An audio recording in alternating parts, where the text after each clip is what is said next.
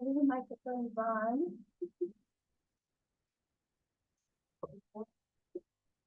Wait, let me fix the sound. It's not coming out of the.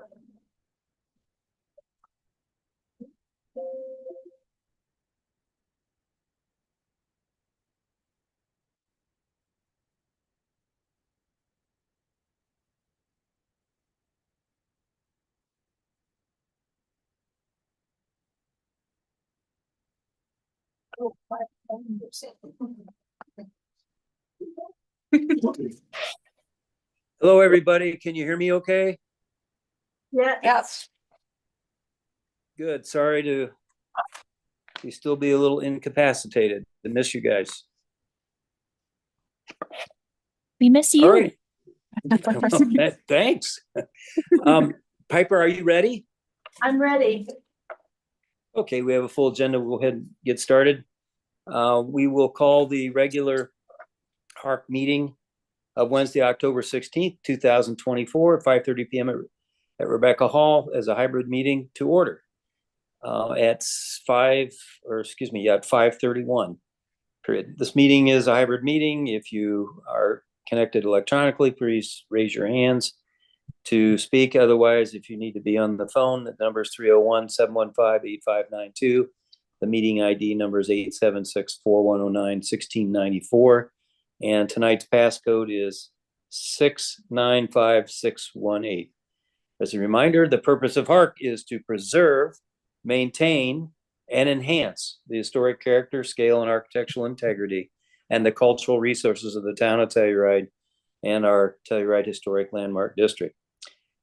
Present, we have in staff, Piper, Darren, Erica, Allie, any other staff? I can't see the whole room. Yeah. Michelle is here. Oh, hi, Michelle. Welcome. Yeah. And from town council, Elena's here. I don't see Elena, and we'll do it. Somebody say. No, Elena's here. Oh, hi, Elena. Welcome. Okay, you're hiding out of camera range. That's a good place to be, Proud. Anyway, and then let's take the board roll call with starting with Kiernan. Kiernan Lannon. Stacy Lake, Matt Lee. Andrew Williamson. Elita Mlodenova. Okay, again, welcome all. When we go procedurally, if it's okay, Andrew, I'll go ahead and respond to any votes because you'll be voting tonight with Bob's absence, as if I was in the chair live, and then we'll try that. Do we have approval of the HARC meeting minutes of September 18th?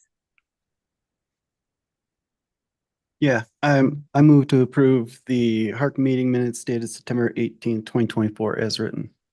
I'll second. Okay, Kieran. Kiernan, yes. Stacy, yes. Matt, yes. Andrew. Did Mark say he was gonna go for me? Yeah, well, you beat me to the punch. That's okay. Okay. Mark, yes. Andrew, yes. Well, I'll try this one.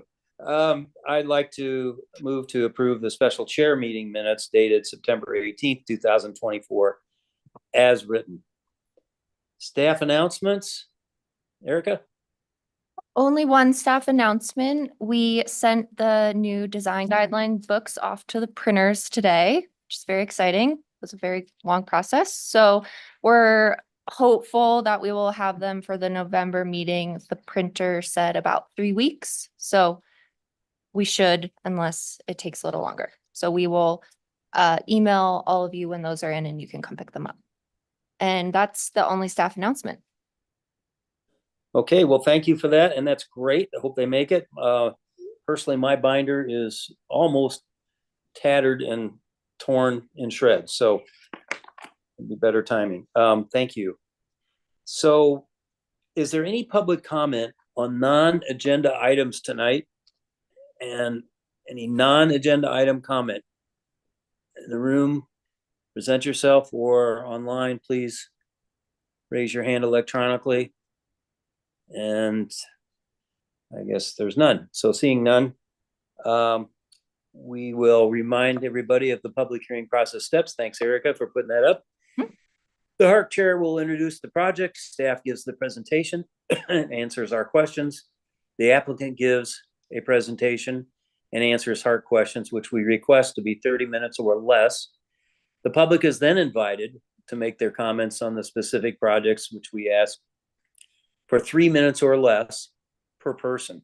If you have redundant comments to previous speakers, please, we still want to hear from you and just concur, tell us you concur, and you don't need to repeat the whole thing. But dialogue between the public, the applicants, and HARC members is not permitted. The applicant may address any comments made by the public, and then the public comment ends and HARC starts deliberation. So thank you for that review. I guess we're ready for the first item, which is a work session item. And it is, which we always encourage, so thank you for coming in. The Fulton Residence Work Session is a consideration of an application for a work session on new construction pursuant to Land Use Code 5201C. Lot 789, Block E North, Telluride Edition, address to be determined, but it's in the Hillside Transitional Zone. Owner, T.O. Rico LLC, applicant William Irwin, and staff member Darren Candelaria. Darren? Thank you, Mark. This is a work session for lot 7 through 9 on Tomboy Road. The location is a steeply sloped rectangular lot cut by Tomboy Road with the largest portion of the lot and the majority of the existing vegetation on the southern portion of the site. It is located outside of the district.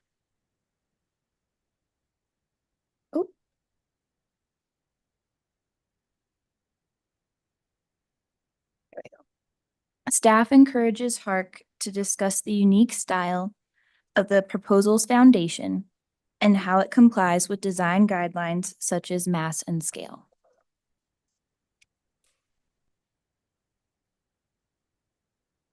HARC is requested to provide general feedback on the options presented by the applicant. HARC's review at a work session is not intended to vest the applicant or public with any reliance as to the outcome of the formal development review process per LUC section 5-201.c.5. Thank you. I'm happy to answer any questions. Okay, any questions for Darren? Yes, Elita is asking, so these, Speak into your mic, please. Elita here. So Darren, I noticed that they're following the 2024 guidelines, correct? Or, Yes, so this application, the work session was submitted after the 2024 design guidelines were approved. So these are the new design guidelines. okay. Because I looked for the design guidelines online. I couldn't find them. Code Publishing is still working on getting those uploaded. It's just a massive overhaul, so it's taking a little longer than expected. Okay. All the other applications tonight will be the 2015 design guidelines. Okay. But it's still okay to, I mean, we're using the sort of hybrid reference because, I mean, I don't have access. I mean, it's great to have the, of course, the provided booklet, for notes. We can Notes, yeah. we can always, if anyone needs access to the new design guidelines, we can always email them to you as well. Okay, thank you. Okay. Well, let's hear from the applicant. If you want to come up, introduce yourself and share your screen. Sure. We're actually here in person. My name is William Irwin, the architect on the project. I'm with the owner here, Matt Fulton. As she mentioned, the proposed project is located on the parcel off of Tomboy Road. It's a very steep site, which poses challenges for traditional excavation methods. I'm sure you guys are very familiar with that on a lot of the lots here in Telluride. We strongly like to preserve the hillside as much as possible. And this sort of informed our decision and the kind of unique structural system you see with the pier-based foundation. Tomboy Road actually bisects our lot, which reduces the buildable area quite significantly on the lot. The sort of positive benefit of that is it provides us a great location for the rockfall mitigation fence that would be required on the north side of the lot.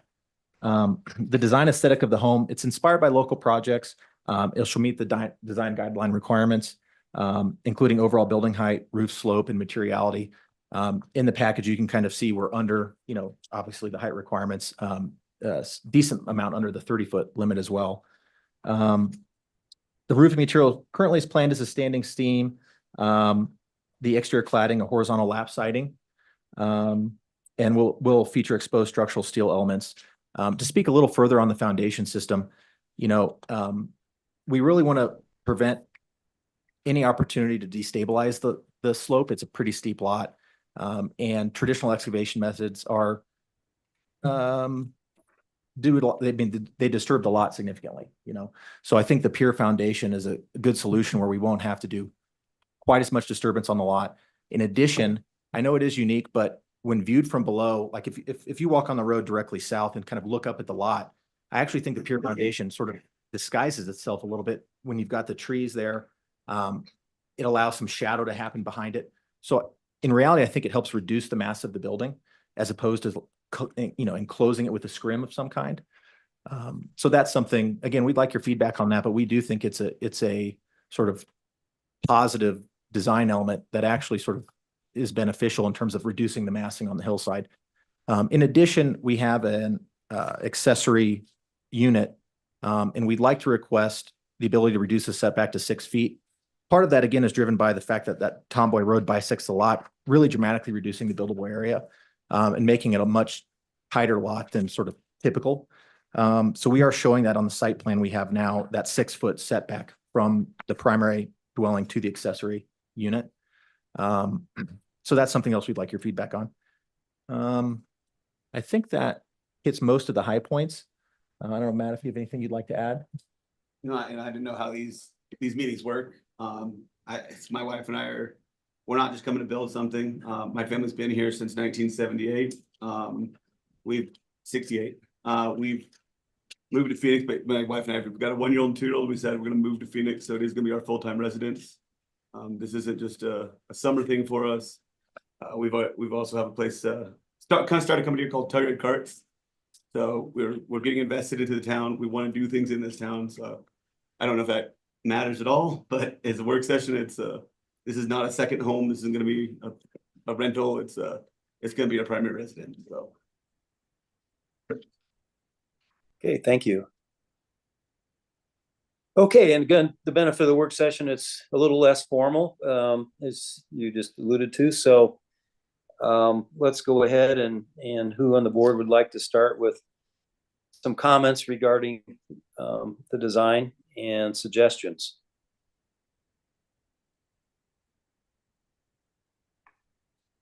I have a quick question. I would have liked in your packet to see, or perhaps the next time around would like to see more of an overall sort of context site plan showing at least the orientation of some of the neighboring lots.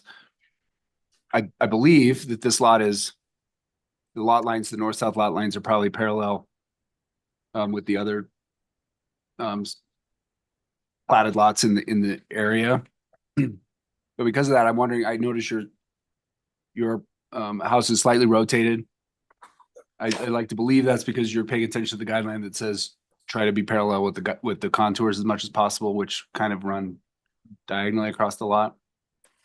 But without that other context, that's an educated guess, right? Additionally, if we're going to consider the shed encroaching into that setback, important to show what's south of that property line. Sure. I think there's probably a pretty good distance. Yeah, go ahead. There's actually an abandoned alley directly south between the lots directly to the south and our lot. So there's a sort of abandoned alley area. Yeah, I don't know if it's abandoned, it's an alley that it's unattainable to get to. Right now, currently there's like a crane and like those 4 houses going up in front of it there. There's 2 that are built and 2 more to come. And then there's like an app. I think it's registered as a street or road, but as far as I've talked to people at town and through people, it can never be, it's unfeasible to get to. It's the one that runs behind the museum as well. But yeah. And there's a rockfall mitigation fence too. Yeah, directly. Yeah, that comes up into it too. So Yeah, and I believe that's true. Yeah. Just based on, hiking up Judd Weeby or up the road and going up Judd Weeby and whatnot, but it'd be like probably useful to see it Yeah, sure in, thing. in the packet. No problem. And then my other question is for the accessory unit down below in the one elevation, I think it's on 401. It looks like, sorry, 402, I think. That'd be page 21 of our packet if you're looking at the PDF.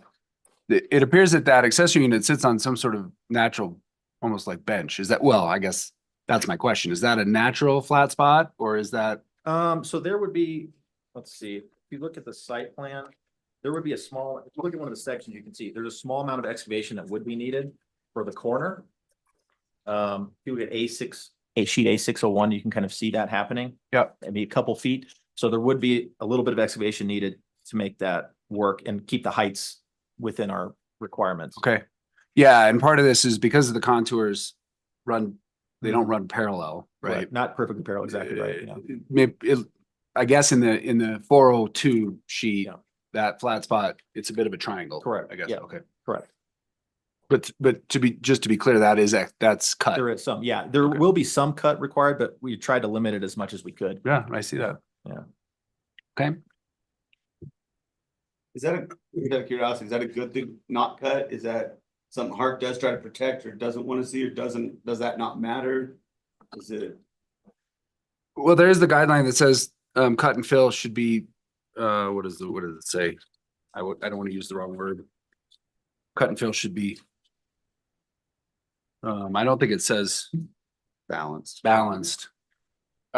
This is very sensitive. I mean, I would Okay. think that's Yeah. that in no way is a negative. Yeah, okay, Right. cool. Anything else? No, that's it. Matt, or who'd like to go next? Yeah. I'll jump in. So your approach is sort of the opposite of what everyone else takes in this area on Tomboy and in my opinion, opposite of what we're trying to get at with design guidelines, mostly mass and scale on developing hillside number 16, and then steep lots, mass and scale 1B. Encourages the buildings to be set into the hillside, cut into the hillside. And this project doesn't. You're lifting it up on stilts essentially. I will comment it's not a very large project, but to me it still is taking the opposite approach of what we typically encourage here. So my suggestion is you would take your design and move it down a story or half a story and embed it into the earth. If you did that, I think you would be generally compliant with the mass and scale. There is a steep lot conditions that says the maximum width of a primary facade should be no more than 25 feet. And I think you've got one that's over 33 feet. Also says in that same provision to step down this the sides to side yards, which I think would still help the mass and scale, but it is such a small project relative to what we normally see that it might not need to step down. I mean, you might be then sort of 1 story or 1.5 stories out of the ground at that point. Yeah, so those are my kind of primary comments. It just seems the mass and scale, the approach you have taken is opposite of what we normally like to see. And if you took the same architecture and form and pushed it down a story or story and a half, it would nestle itself into the hillside and feel like it's a part of. Because what we both just said is, and because Yeah. it's a work session, right? We should probably discuss that for their benefit a little further. They could put a full story below each of the building elements. Mhm. They're height compliant. Mhm. Would that reduce mass and scale?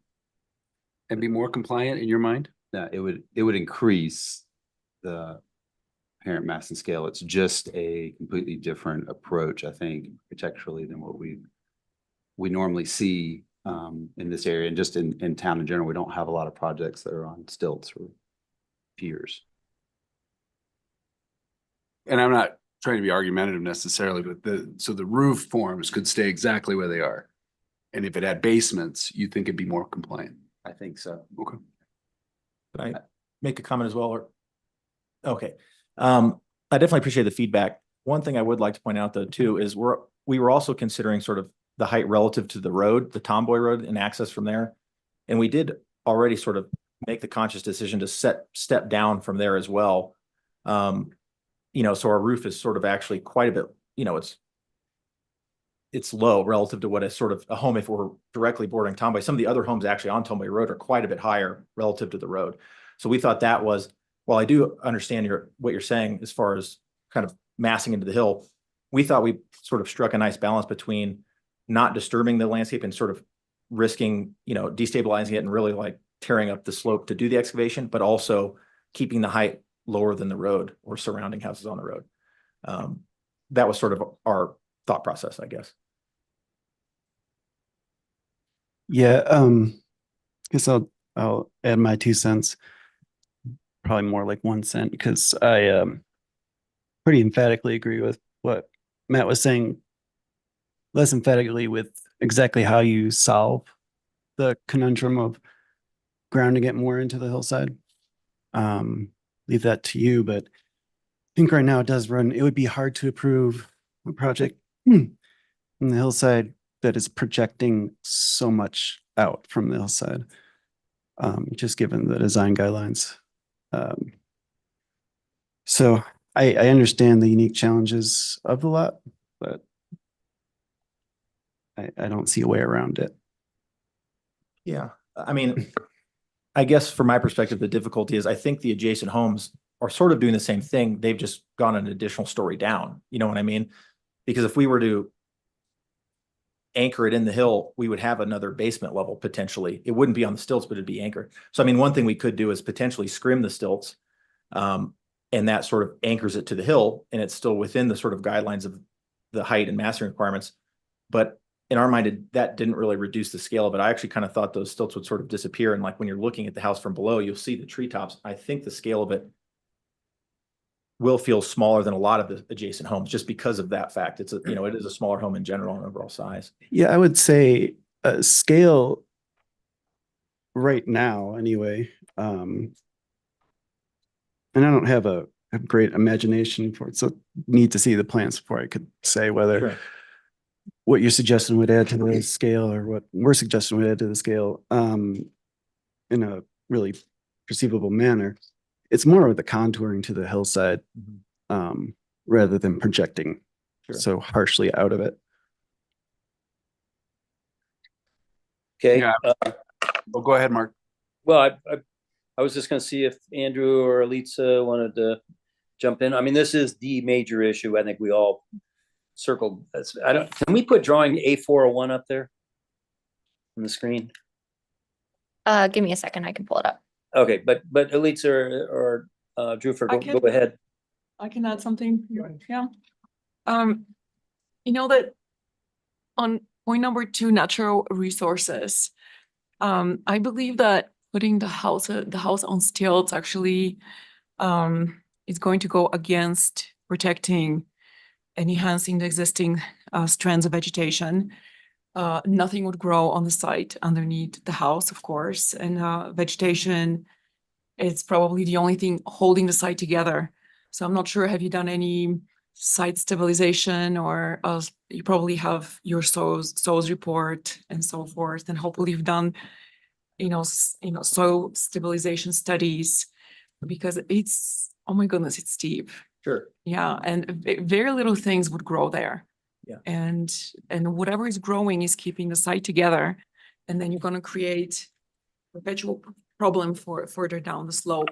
And maybe this is why it makes sense for to be grounded and to have a traditional foundation. Sure.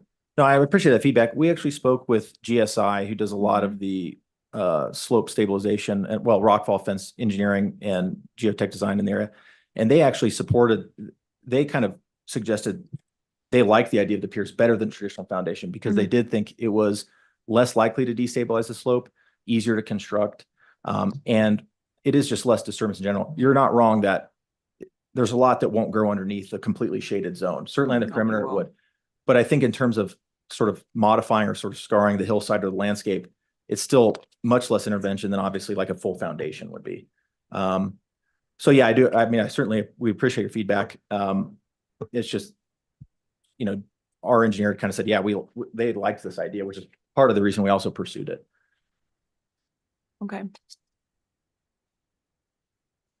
Yeah, Andrew? there's not much left on the bone after everyone's spoken. I'm in agreement with pretty much everybody. And I know like mass and scale kind of seems to be one of our like overall focuses.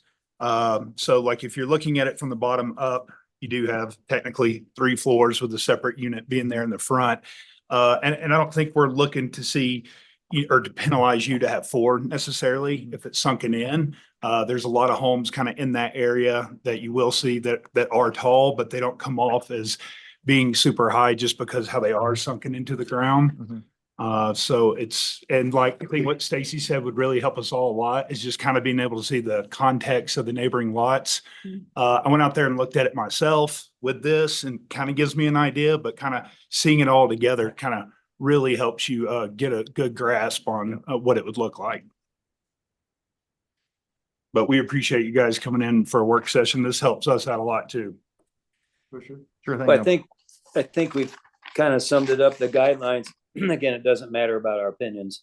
The guidelines, we could not get around those and include these tall stilts. And I commend you for, first of all, very reasonable mass and scale and square footage. But if you were to set that back into the hillside, as the guidelines are so clear about, nestled, as somebody else used that term, into the hillside, even if, and I commend you for the height being so low versus Tomboy Road, but even if that then brings that height up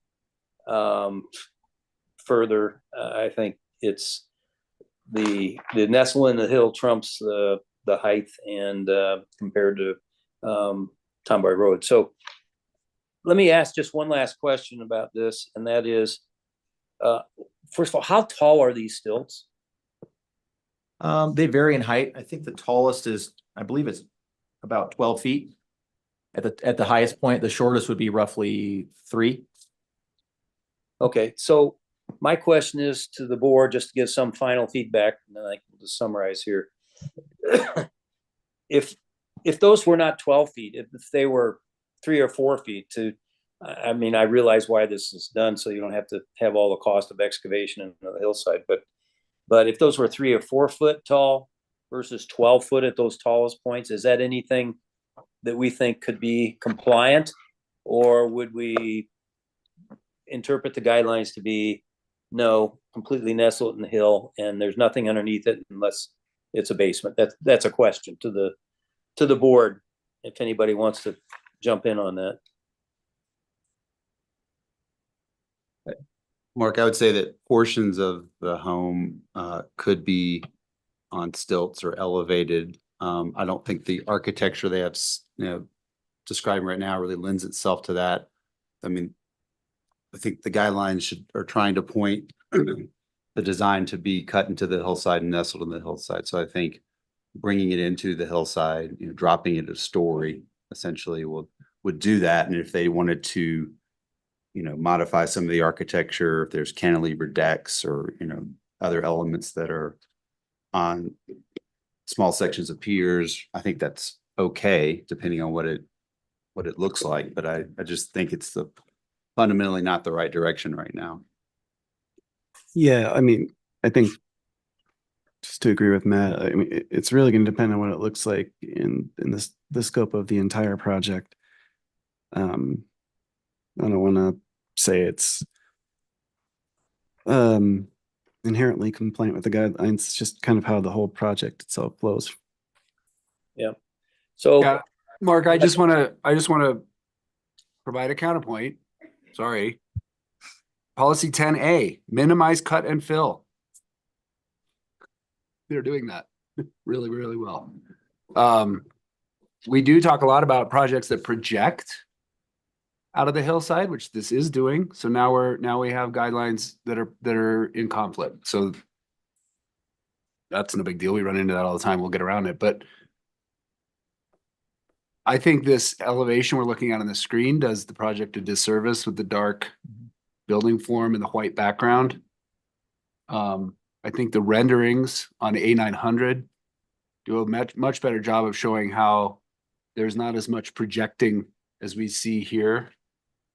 And I think if the accessory building is taken in conjunction as part of the project, we would be happy with this much stepping up the hillside with the topography in a lot of projects we see. I know they're separated, but taken together, they achieve that goal. So then for me, the big item is just the width of that front facade needs to be broken up and made, kept the width of each step. It needs another step in the facade, basically, for me. And Matt mentioned that. Yeah. And I'm not usually as so we're more in lockstep generally, but in this one instance, I think just because every other project maximizes square footage to the maximum by cutting into the hillside as far as they can go until they run into structural issues with bedrock doesn't mean that this one has to. Well, that's my biggest thing as the owner. It's like, it is my family house. I don't want a 7,000 square foot house. I don't want this big bulky, crazy house. Like, I want, this thing's 23, like 2,300 square feet. Three bedrooms, like it just, it's exactly what we need for our family, and the way to get to one, financially afford it without, because once I start, if I can go back, we can dig in the hill, we can do the big monstrosity that has to happen here. But then I have to, it's a big house. It has to be there just because of the cost. I guess to get us all a little more comfortable with it, see what you can, I guess I would recommend seeing what you could do to engage with the hillside a little more. Yeah. I appreciate the direction you took, but if this had basements, it sounds like we'd be a lot more comfortable with it, which is the weirdest thing in the world. We're encouraging someone to increase their square footage by 30%, which is, we don't do that. Well, I'll jump in to say, I don't think that the solution is just to add a scrim around the columns or extend the bottom out, because then we'd be coming back to you and say that you need to articulate these 2 or 2.5 story elevations more. You need to step them more from the side yard. So, I think taking what you have, moving it down in story, engaging the hillside is a solution. Also adding basements or doing other things, but I think you're gonna have to then break up the massing, especially on the corners, more significantly to have that step down to the side yards and into the topography. Yeah, well, I do appreciate your comment, and I hear what you're saying too. I think one other potential solution, Matt, might be to kind of rotate it. Right now, we were sort of rotating to kind of be more in alignment with the houses below. It also captures views a little better to the east, but one side of the home is a lot closer to the hillside than the other. And part of that is the natural topography of it. It's not exactly consistent the whole way down the slope, but the stilts that are much shorter, I do think those will almost completely go away and not be noticeable. The steeper, the issue, that elevation really doesn't do it justice, because that's the worst case sort of scenario. So there might be an option to rotate it more, reduce the height of those stilts. I do think we could potentially do something that makes it appear that it's more set back in the hill by rotating, and then also potentially cladding the corner. And it might not appear much different at all from if that were, a stone or concrete foundation. I said, would it help make satisfying if I brought in like a retaining wall, which would be a lot less expensive and backfilled it? I don't know. I'm just a homeowner. Yeah. Would it be enough if that southeast corner, the one that's closest down to the hillside, engaged, if that corner engaged with the ground? Would that be enough of a move? I don't understand enough of the context from the 3D views and the drawings we've had to understand if that would be enough or not. I do think your comment about rotating it so that it aligns with the contours would likely help you. It is supported by policy 12 building orientation. It's a little hard it would be nice when you come back, and I do appreciate the 3D views, but if you showed us 3D views from more perspectives, that would kind of help us wrap our heads around the entire massing and how it engages with the hillside. Yeah, no, we really appreciate the feedback. And the other thing that is kind of challenging too is, again, like Stacy mentioned, we've sort of got conflicting. It's not like there's conflicting requirements or regulations, but in some ways it's like we're trying to address one in a way that's may be better, but then it hurts us in another, you know, so finding out what those priorities are from you guys is certainly helpful. So So- we do have sometimes have conflicting guidelines. The Yeah. mass and scale is our primary Yeah. thing that we have to address. So I would take those comments and guidelines into your utmost importance to guide you. Okay, so in summary, it needs to be nestled further into the hill, not asking you to increase any square footage. And it sounds like there'd be some openness to look at if there were some short stilts that were just supporting decks. That's one thing, but not the whole house. And so it needs to follow as we've all said, the nestled into the hill slope side. So with that, unless you have any other questions, I had a note, a little more verticality in the windows, but that's a detail for later. But, if you're coming back, you might, let's look at that as far as any design issues. But this mass and scale and setting it back, nestling in the hill is, I think, the consensus. So thank you. Do we want to give them any feedback about their deck railings? I know that mass and scale is the biggest topic at a work session, but we go back and forth. Do we want these to be more solid to reduce light spill, or do we want them to be more transparent to reduce mass? I'll jump in. The decks are quite large, so that might be something that we look at a little bit more at the next round. I would not encourage these decks to have solid guardrails. I think the openness helps reduce the mass and scale. I agree. Okay. All right. Well, thank you and good Mark? luck to you. There's a number of people in the room and also online. I don't know if you want to take public comment. Yep, we'll do that. We'll do that right now since we've gone through this. So thank you. And let's hear from the public. Anybody in the room and or electronically, if you're there, raise your hand if you want to speak to this project. Looks like we've got Bradley. That's a thumbs up, is that it? I'll ask them. Bradley Zeev? No? Yeah, Go ahead. You have 3 minutes. okay. Hello all. Let me see if I can turn my video. So there's no video, is it just audio? Yes. Okay. Hello all. I'm Bradley Zeev. I am the neighbor to the west and have been on Tomboy Road since 1988. In fact, was in front of this body in the spring of 1988. So I appreciate that, what you do, and respect the process. And so thank you for your work. I go back to the days of Elaine Fisher, who was a good friend of mine. And thank you for what you're doing. It certainly looks like this could be a lovely house. And we've, as the direct neighbors, we have the lot that's between this parcel and where our house is. So we're all the way to this new project. And we've obviously seen a lot of construction in the 36 years we've been there, including Peterson's house and my house were the only houses on Tomboy. And then Charlotte Fox came along with what looks like a miner's house where Matt Butterfield is today. And so it is a tricky place to build. A couple of comments.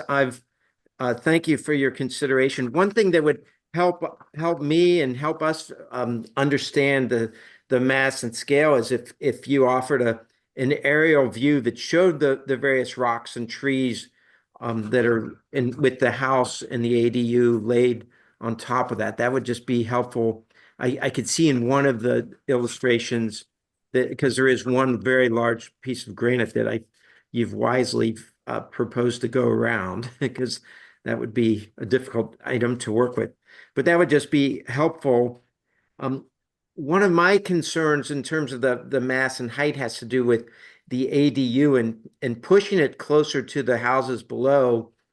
And so changing the setback is one thing that is of concern. But the other is that from what I can see in your drawings, it's 22 feet from the in full height with using your steel lifters. And so that if you do a visual from the west, that's what we'll be looking at, is a 22-foot high ADU before we even look up at the house.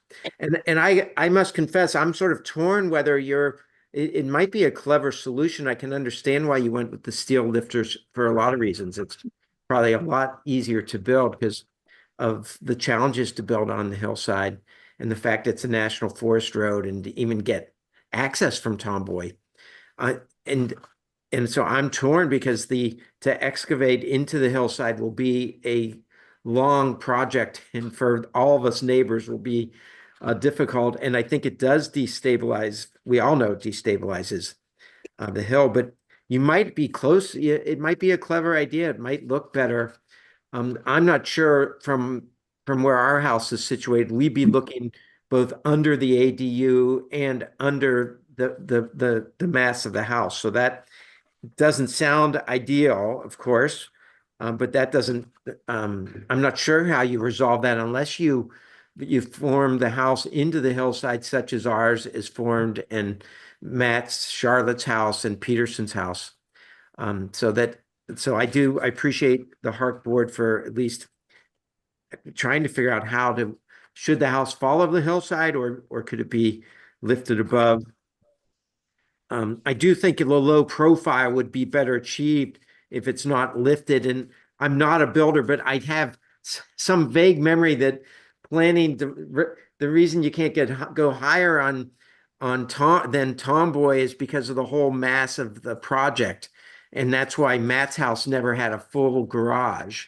So you have some formula that you're messing with that I'm not familiar with the specifics, but in terms of how high you go above Tomboy to the lowest part of the house.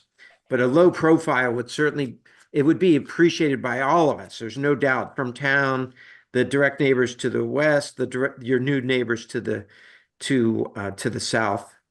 On the ADU, I'm wondering if you couldn't just move it up and either just slightly detached or attach it to that southwest corner.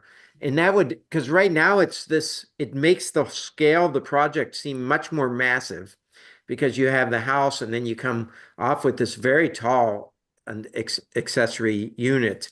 And it seems if you just slid it and attached it to the house, that would, it would just make the whole project kind of disappear a bit. So something to consider, please. And finally, I think that's really it, is contour. If you contour to the hillside, I don't know if your materials become wood, but and that's really it. So I wish you best. Thank you for coming and sharing this with us, and thank you for hearing my comments. Thank you. Can I make a comment or respond to Bradley quickly, if that's okay? Or Sure. Yeah. No, sure. okay. Thanks, Bradley. Bradley, thank you for your feedback. Really appreciate it. I just wanted to clarify two points, and it may make you feel a little better at least.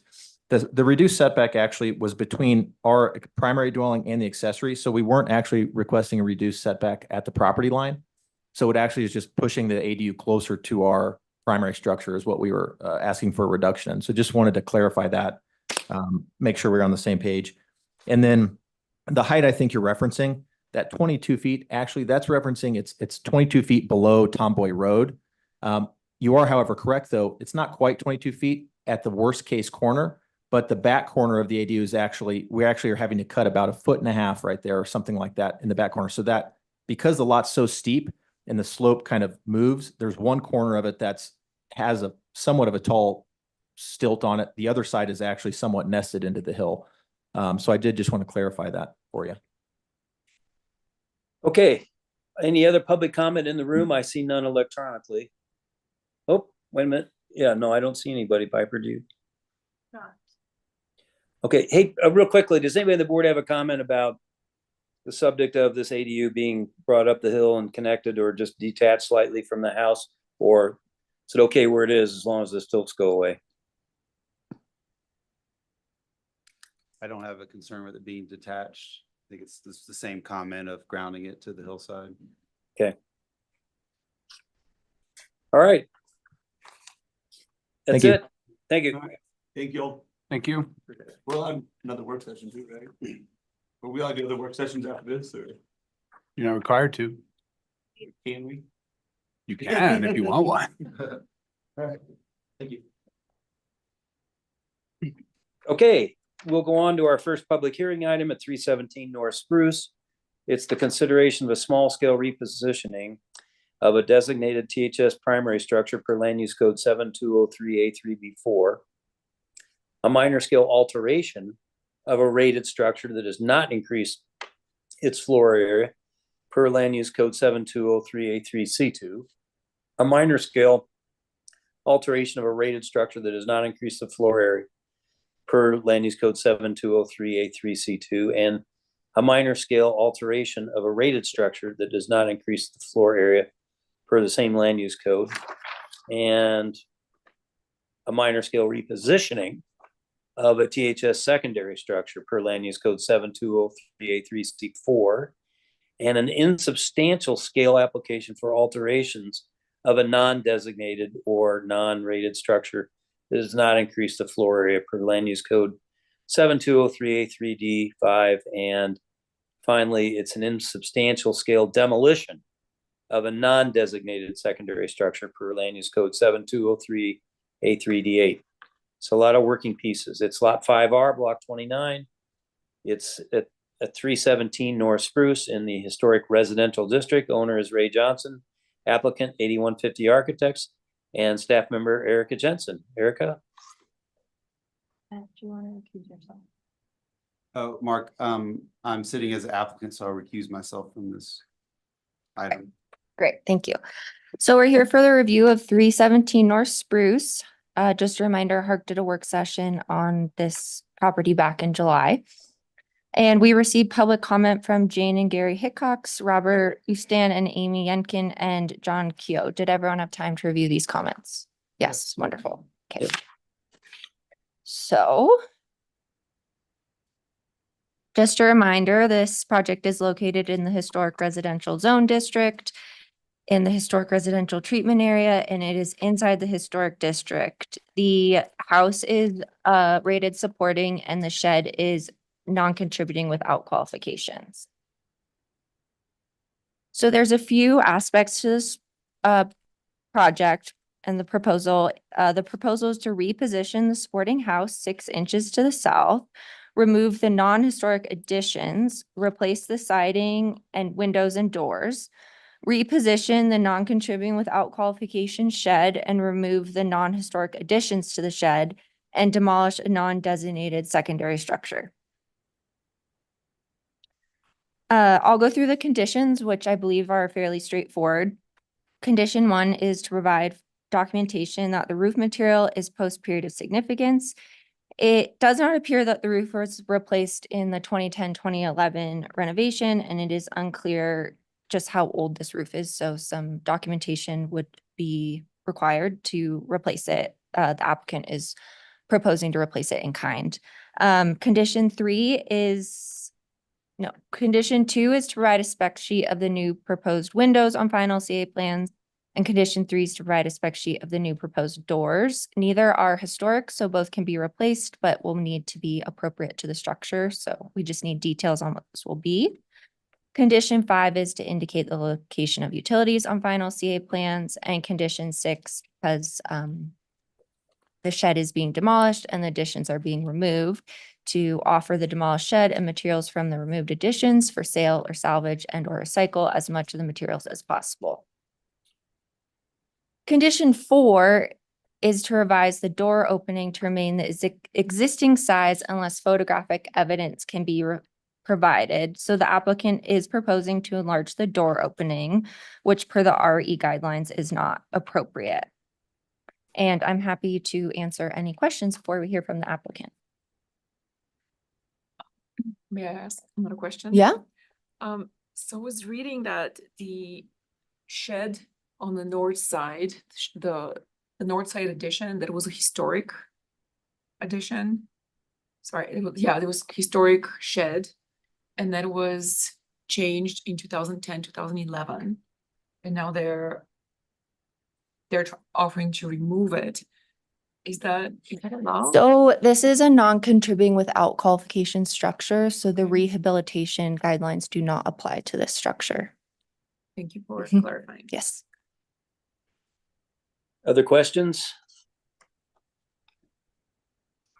Okay, well, let's go ahead and hear from the applicant if you want to share your screen, and thank you for presenting.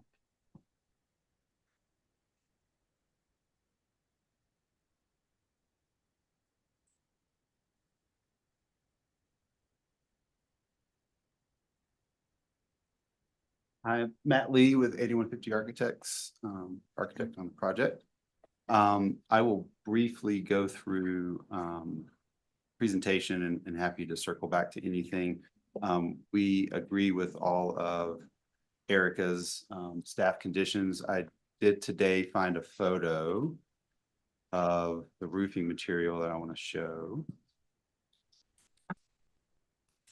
So there's a photo in the HARC file from 1959 that shows wood shingle roofs. So the existing corrugated metal is post 1959.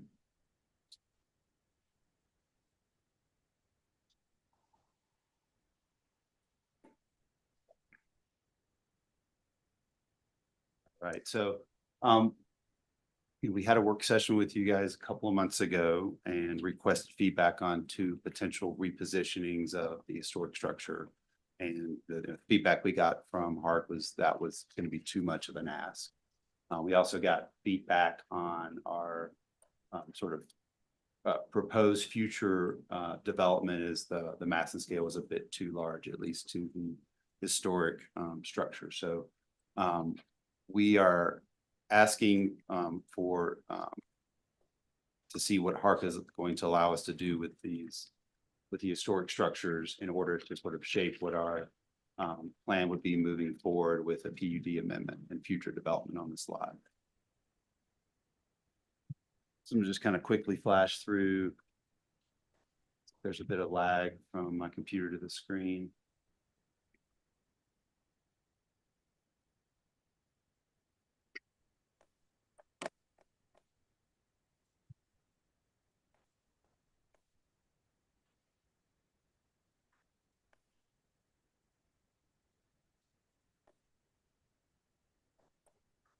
It's a Wi-Fi issue. Okay. Because we've got a lot of people on Wi-Fi. That's my guess. Okay. Maybe just give it another couple seconds and see if it was slowly scrolling through my slides. So just views of the site. The slide I'm trying to bring up just shows the historic, what we're calling the red house, and the non-historic additions that were on it versus what's historic.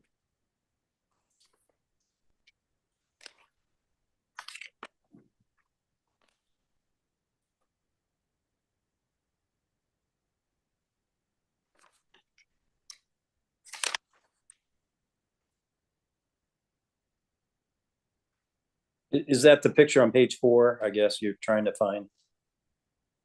Yes, exactly.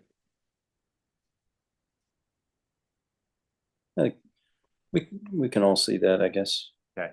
Yeah. I'll just,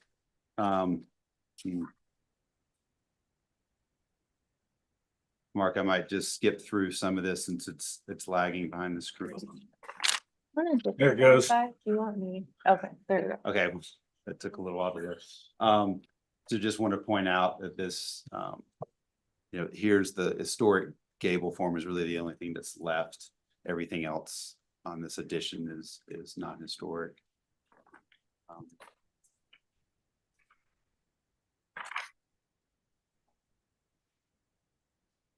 See how quickly this slide loads. Well, on page 5, there's a photo of the house as it was being renovated and moved in 2010, 2011. It shows how the northern shed roof form was removed, and it shows the house being repositioned on the new basement. Okay. And when that happened, it was moved about 7 inches to the north and about 6 inches to the east. And what we're asking of HARC is to reposition it 6 inches to the south, which would be more in line with its position pre 2010, 2011. That's what this slide is representing. Matt, was this a full contributing house before well, it looks like the mistake of a previous board in 2010? Do you know? Is that when it dropped? I think it was, Mark, but I'm not positive. All right. I believe it was contributing, and in the 2013 survey, it was downgraded to supporting. Yeah. And this is what can happen. Yep. Okay. But anyway, you've done a good job here, but go ahead with what else you want to tell us. Sure, I'm not going to dwell too much on the other slides unless you guys want to have any questions or want to revisit them. I'm trying to bring up just the kind of this, what we're trying to move around here. Here we go.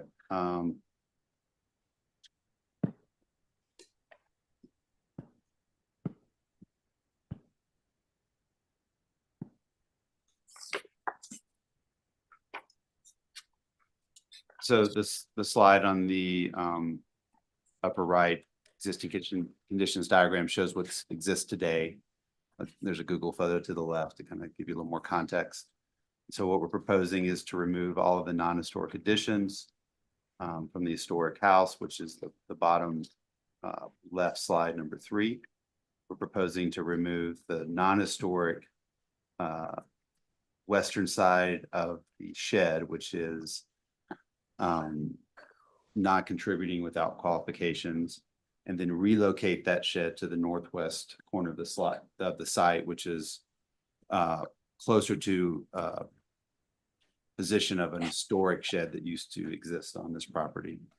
And then we are proposing to move the historic house again 6 inches to the south. That's kind of all I was going to present to you. Happy to answer any questions you have. Okay. Well, thank you. And I mean, it seems generally you're bringing it somewhat back to where it was before it lost its rating status. But let's see what questions everybody has. Who would like to ask any questions? Staff recommended that the board should discuss board form concrete as appropriate foundation material.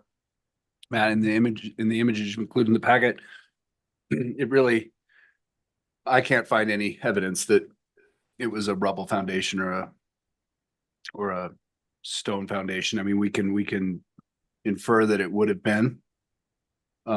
Is doing a more traditional foundation, are you amenable to doing that? Yes, we are. I also could not find any historic photos that had enough resolution to see what the foundation was. So then the question for the board is if everybody kind of agrees with that and whether we put it in as a condition or just expect to see it, we could make it a condition. I think it should be a condition. I mean, it's pretty relevant to a supporting structure. Okay. So whoever's going to make, somebody should be taking notes if you're planning on making a motion. Which we can get to when we're in board deliberation. Oh, right. These are questions still. Sorry. I like this. Anyway, that's really my only question. That's it. Okay. Anybody else? Okay. Well, let's hear from the public. If you would like to comment electronically, raise your hand. If you're in the room, come up, state your name. Who would like to go first?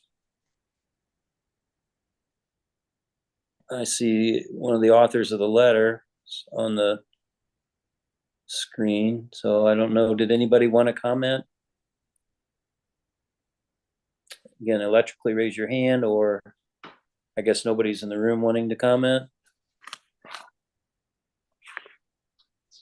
Going once, going twice. Okay. Oh, we've got an hand raised, Mark. Okay, here we go. Amy Yenkin? Well, I'm just jumping on because my husband, I know, was planning to comment, Rob Houston. So I'm wondering if there's a technical issue before you close the room. And I see Jane Hickox is here also, who's planning to comment, so I'm not sure why it's not responding. Well, They just have to raise their hands digitally. They probably don't do that. How do they raise their hand? How do they raise their hand? you go to more and then click the hand raising. Oh, you have a, Rob has a thumbs up. Okay, Rob. Okay, go ahead, Rob.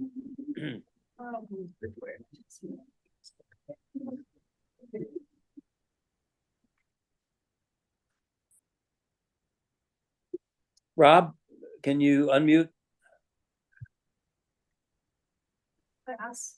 There we go. Can you hear me okay? Yes. Yes, you have 3 minutes. Thank you. Okay, thanks. Thank you for the opportunity to comment as part of the HARC process. My name is Rob Usdan. You've already met my wife, Amy Yankin. We've owned the house to the north of 317 North Spruce for 8 years and been part of the community for over 30 years. Given the last meeting on this property, it was with great interest that I opened the new proposal, only to discover that really there was not much there. I support the applicant's proposal to restore the red house and its original materials. I think we can all be in support of that as a key goal. However, asking to move the red house without seeing the other pieces of the puzzle hides the intentions and plans for the property versus being transparent. It was clear from the first meeting that moving the red house was only important to provide a standard 25-foot building envelope to the north. Now, by removing the non-historical elements in the new application, the current plan asks to move the red house 6 inches from the current location to create that standard lot. The applicant cites that this moves the house closer to its original position. Having restored a historical home which date back to 1890 under the guidance of both city and federal historic preservation agencies, I can assure you that closer was not the standard used in making these types of decisions. In this case, the applicant is seeking to move the house 6 inches south when it was moved 7 inches to the north in the 2010 to 11 repositioning. However, in the prior repositioning, the red house was also moved 6 inches to the east. Why isn't the applicant seeking to move the house 6 inches to the west to return the home to location before the repositioning? Additionally, and most importantly, from a historic preservation perspective, before the repositioning, there was a historic eave overhang of 5 feet to the north of the red house. This is also referred to as, quote, the historic northern shed roof form and is clearly visible in the historic plans and the 1908 Sanborn map. This was removed in the prior renovation and replaced with non-historic elements that the applicant is now seeking to remove. If the true motivation is to restore the red house, shouldn't it also be moved 6 inches to the west, and shouldn't the historic northern shed roof form be restored? The proposal states the applicant's intention to submit a PUD amendment once they have HARC approval for this scope of work. The only reason to move the red house and other structures on the property seems to be to create a development opportunity to the west and north of the red house, which could change the scope, scale, and relationship of the red house to its historic lot, the surrounding historic structures, and the historic maps and plotting of a beautiful historic block. The applicant is not providing a good reason for moving the red house to enhance preservation goals. I'm not sure this is a precedent that should be set if the goal is truly historic preservation. If the rationale for moving the red house is for development purposes, HARC and the community should understand this in weighing that decision. In the last meeting, a HARC member asked, why move the red house at all? I kind of question how we as neighbors or concerned parties comment on potentially moving the red house without seeing the plans for the entire property. By not presenting a holistic, transparent plan, it seems as if the applicant is asking HARC to make a decision in an information vacuum. By moving the structure without a sense of what is planned for the west and north of the red house, HARC would be enabling the potential splitting and development of a site that may impact a historic structure. This application, if allowed. Rob, you've reached your 3 minutes if you'd like to make your final comments. Sure.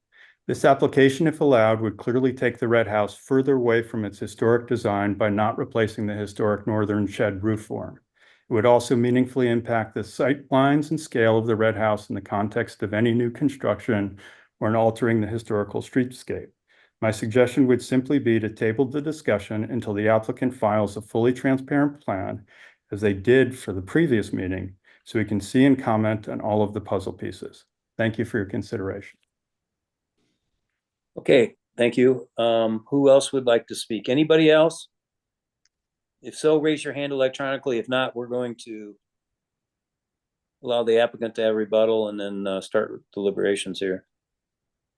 Going once, going twice. Okay.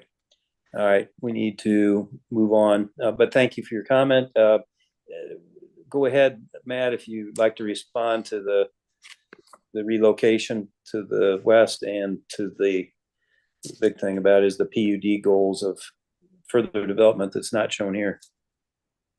Sure, Mark. We would like to move forward with proposing to P and Z that we subdivide the lot. That was pretty apparent from the work session, so we're not trying to hide anything here. We thought it was appropriate to go through the steps with HARC to figure out what we could do with the historic pieces before we approach P and Z. That's a little bit of the chicken or the egg here. We don't know what HARC's going to allow. We don't know what P and Z is going to want to see. But if this project progresses, we will be back in front of HARC with a full development for the site, and we'll be working to satisfy HARC and the design guidelines with that application in the future. With the repositioning, the 6 inches would allow us to have the lot line there. That's why we're asking to move it farther to the south. We're not proposing to move it farther, 6 inches to the west. It would be fine if HARC wants to require us to do that, but I think that's that's my rebuttal. Okay. All right, thank you. Okay, we'll start deliberations, and if you would just comment if you agree on 1 through 6. Are there any other new items? A couple items brought up in the public comment that you have input on. Who'd like to start?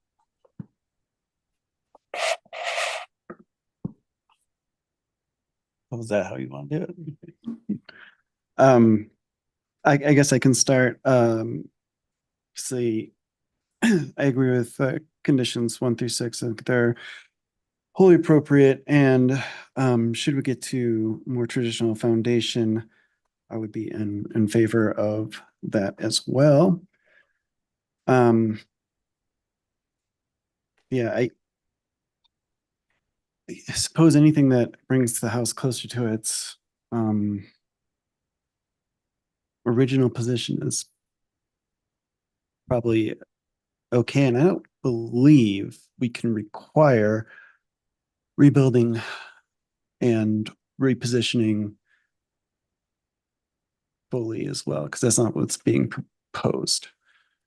Of course, I would be in favor of it, but that's neither here nor there. I did not hear any of this. I can't repeat all. Also getting it moved back to the west. Yeah, we can't. I don't believe we are Allowed to enforce something that's not proposed. Correct. Yeah, correct. Basically, I would agree. We have to consider what's been presented, not alternative possibilities. I think that the movement being requested here is quite small. Is there also, sorry, I should have asked this during question. We can discuss it ourselves. It looks like there's perhaps a slight rotation as well. That was hard to see to align with maybe not. Anyway, the PUD and the subsequent development certainly is on everyone's mind, and rightly so, but I can only consider what's presented. And I think as staff sort of indicated, the requests here are appropriate. I do, if I make the motion, which I'm not volunteering to do necessarily, would add a 7th condition regarding a more traditional foundation. Certainly board form concrete is listed as an appropriate material, but that's, I think, considered for new construction, not renovation. I didn't dig into the historic standards, but I'm sure that's supported there. Yep. Other than that, yeah, I agree with 1 through 6. Okay. Everybody agreed through 1 through 6 and number 7? Yes. Yes. Okay. Then I did look on 24A, Stacy, maybe you already looked, the foundation materials, and stone is listed, so we can certainly recommend, since it would not have been board form in the 1800s, stone, if you want to use that as a reference. And for number 7, Do we want to talk real quick about condition 1? Matt did provide a photo that the roof material was at one point, at least in the, what was it, the 50s? Wood shingle, Yeah. late 1959. That documentation may satisfy one. We could strike it. I don't think there's any harm in leaving it in, make sure it gets in the final plan set. We can leave it. Okay. I guess I'll make a motion then.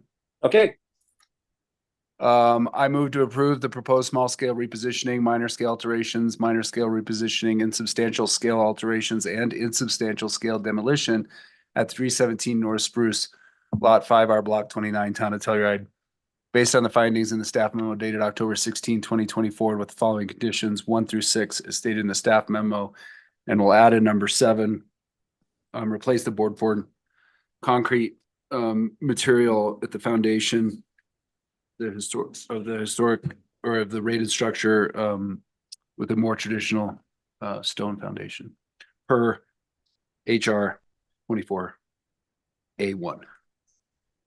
This motion is based on evidence and testimony provided at a public hearing held on October 16, 2024, with such notice of hearing provided as required by the Telluride Land Use Code. Revised plans incorporating the conditions of approval shall be submitted within 60 days of this approval, or this approval becomes null and void. Unless otherwise indicated, the revised drawings submitted for a certificate of appropriateness must be a complete set with any changes to the drawings clouded and labeled. Any changes to the drawings beyond the conditions of approval may result in more than one submittal being required. before we have a second, does anybody have any friendly amendments? If not, we're ready for a second. I will second. Kieran, how do you vote? Kieran, yes. Stacy, yes. Mark, yes. Andrew, yes. Elita, yes. Thank you all. Thank you, Matt. Good luck. Thank you, everyone. Okay, we have 2 more projects this evening, and the first one is at 517 Curtis. It's consideration of an application for a small-scale new construction of a principal structure in the Hillside Developing 2 Zone District on a lot with pre-construction grade or slope of the buildings, site coverage of 25% or greater, regardless of floor area per land use code 7203B13.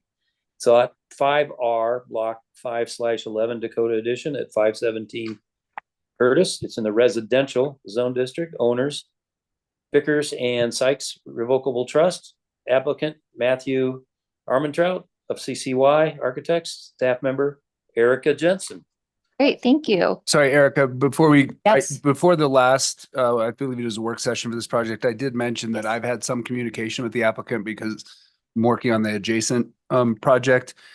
This has been pretty limited to just discussions about perhaps a transformer rockfall fence, and we traded some context, like modeling information. I just want that out there. I don't think that requires a recusal. No objection, but thanks for the transparency. Okay, great, thank you. So this is the review for 517 Curtis. It might look familiar. HARC did a work session on this development at the April meeting. My screen is now lagging as well. This project is located in the residential zone district, the transitional hillside treatment area, and is outside the historic district, but it does abut it. The lines are right next to this lot, and the proposal is for the new construction of a primary residence. So condition 1 is to reduce the large expanses of glass throughout the project. Condition 3 is to reduce the glazing on the south elevation, and condition 5 is to ensure that all doors are no more than 2/3 light. There are large areas of glazing and clusters of glass throughout the project, especially on the south and east elevations. And considering this project does face south towards town. Extra restraint with glazing is emphasized in the design guidelines. Condition 2 is to revise the windows to have a more traditional placement and grouping and window to wall ratio. The project does abut the historic district, meaning the windows should more closely resemble the traditional window to wall ratio and patterns. As you can see on the west elevation, the placement, size, and pattern of windows is fairly modern and doesn't quite relate to traditional window placements or patterns. Condition 4 is to better step down the wall on the east and west side of the property. This condition was modified to include the west side as well. Staff, when preparing this, realized that the west wall is quite tall as well. The wall on the west side is over 7 feet tall and could better step down with the topography, and the wall on the east side is over 8 feet in height. Condition 6 is to reduce the number of exterior fixtures. Condition 7 is to require that unless required for egress, replace all lights above the first level with step lights. There are a number of can and sconces proposed above the first level. And condition 8 has been struck as bike parking was indicated on the plans, and staff just missed that. Lastly, staff would like encourage HARC to discuss the building and roof form. So the steep lot guidelines speak to low pitched roofs. The transitional hillside guidelines speak to using more traditional roof forms when a property abuts the THLD. So this project uses both low pitched roofs and gable forms, which is appropriate for the location and site context of the project. But the proposed gables are a more modern take on a gable than traditionally seen. So staff is just encouraging HARC to discuss if they find this more modern take on the gable appropriate. And I'm happy to answer any questions before we hear from the applicants. Okay, questions for Erica? I have one, just throw it Yes. out there. The non-traditional gable, are you mostly concerned about the south facing where it has that appendage rather than the continuation of the gable all the way to the corner? Is that your prime concern, or? Yeah, so Yeah. the south facing gable you can see my cursor, not really. Yeah, right there. Yes, but then there is also a side facing gable that has that same type of pattern, and you can see that on the east side. Yeah, Just something to discuss. okay, thank you. It's maybe not a question for you, Yeah. Erica, but I would like to see a little bit more about the east and west wall, because I didn't really understand where that, what wall you were talking about. So maybe the applicant has a model they can spin around or different views to show us. The side of the parking over stairwell. Yeah, I just couldn't quite tell if, that's 8 feet out of the ground or if there's some other buffer in between that. And I hadn't considered the west wall, so perhaps they can just show us. The west side is 7, so there's an egress well, light well, but this from grade to the top of the wall is 7 feet. And then on this side, there are stairs. I think the applicant could maybe better explain that side. Thank you. Other questions? Okay, great. Let's hear from the applicant. If you please share your screen and introduce yourself. To start with, I was going to just quickly introduce the project a little bit and our clients. I'm Todd Kennedy, a partner at CCY Architects. I know most of you through many projects in front of this board. My right is Matt Armentrout, our project architect. We've been working with Al and Star on this project, Al Vickers and Starlee Sykes, for just about a year now. They have been coming to the Telluride area for 30 years and been property owners in the region for some time. They're fulfilling a lifelong dream of building a home in Telluride and raising their son here, who will be, when this house is complete, going into Telluride Middle School. As Eric had mentioned, we came before you to have a work session to discuss the project. Matt, as we get into our presentation, will be walking you through how we've evolved the project to the feedback that we received during that work session. We just want to overly focus on the idea that we're responding to the primary tenets of the HARC guidelines, keep it simple, keep it in scale, be respectful of the context. So with that, I'll turn it over to Matt and let him walk you through our presentation. Great, thank you. Is screen share working out? Okay. Let's see here. Awesome. Okay.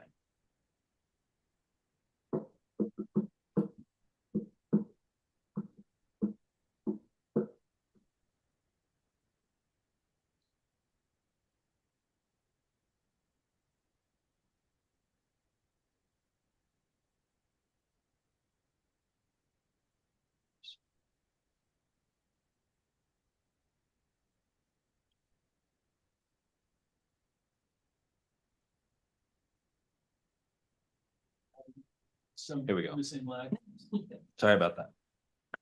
As Erica said, we're in the transitional hillsides. I'll skip through that quickly. This is our location on the geohazards map for the town of Telluride. We're in rockfall zone A, so we do plan on full rockfall mitigation as well as the flood zone AO. We won't be building anything in that portion. I can show you on our site up here. This is the line here of what the flood zone is. So there's nothing in that kind of small corner of our property. But yeah, this is the site context here. We're up on Curtis Drive, right up against the hillside. It is a steep sloping site. There's about 35 foot of contour change from the front to the back, as you might remember from our work session. One thing that I want to point out in our survey here is this portion of the site is much flatter. There's only, a couple feet of grade change between the front of the property line and say this front third of the property.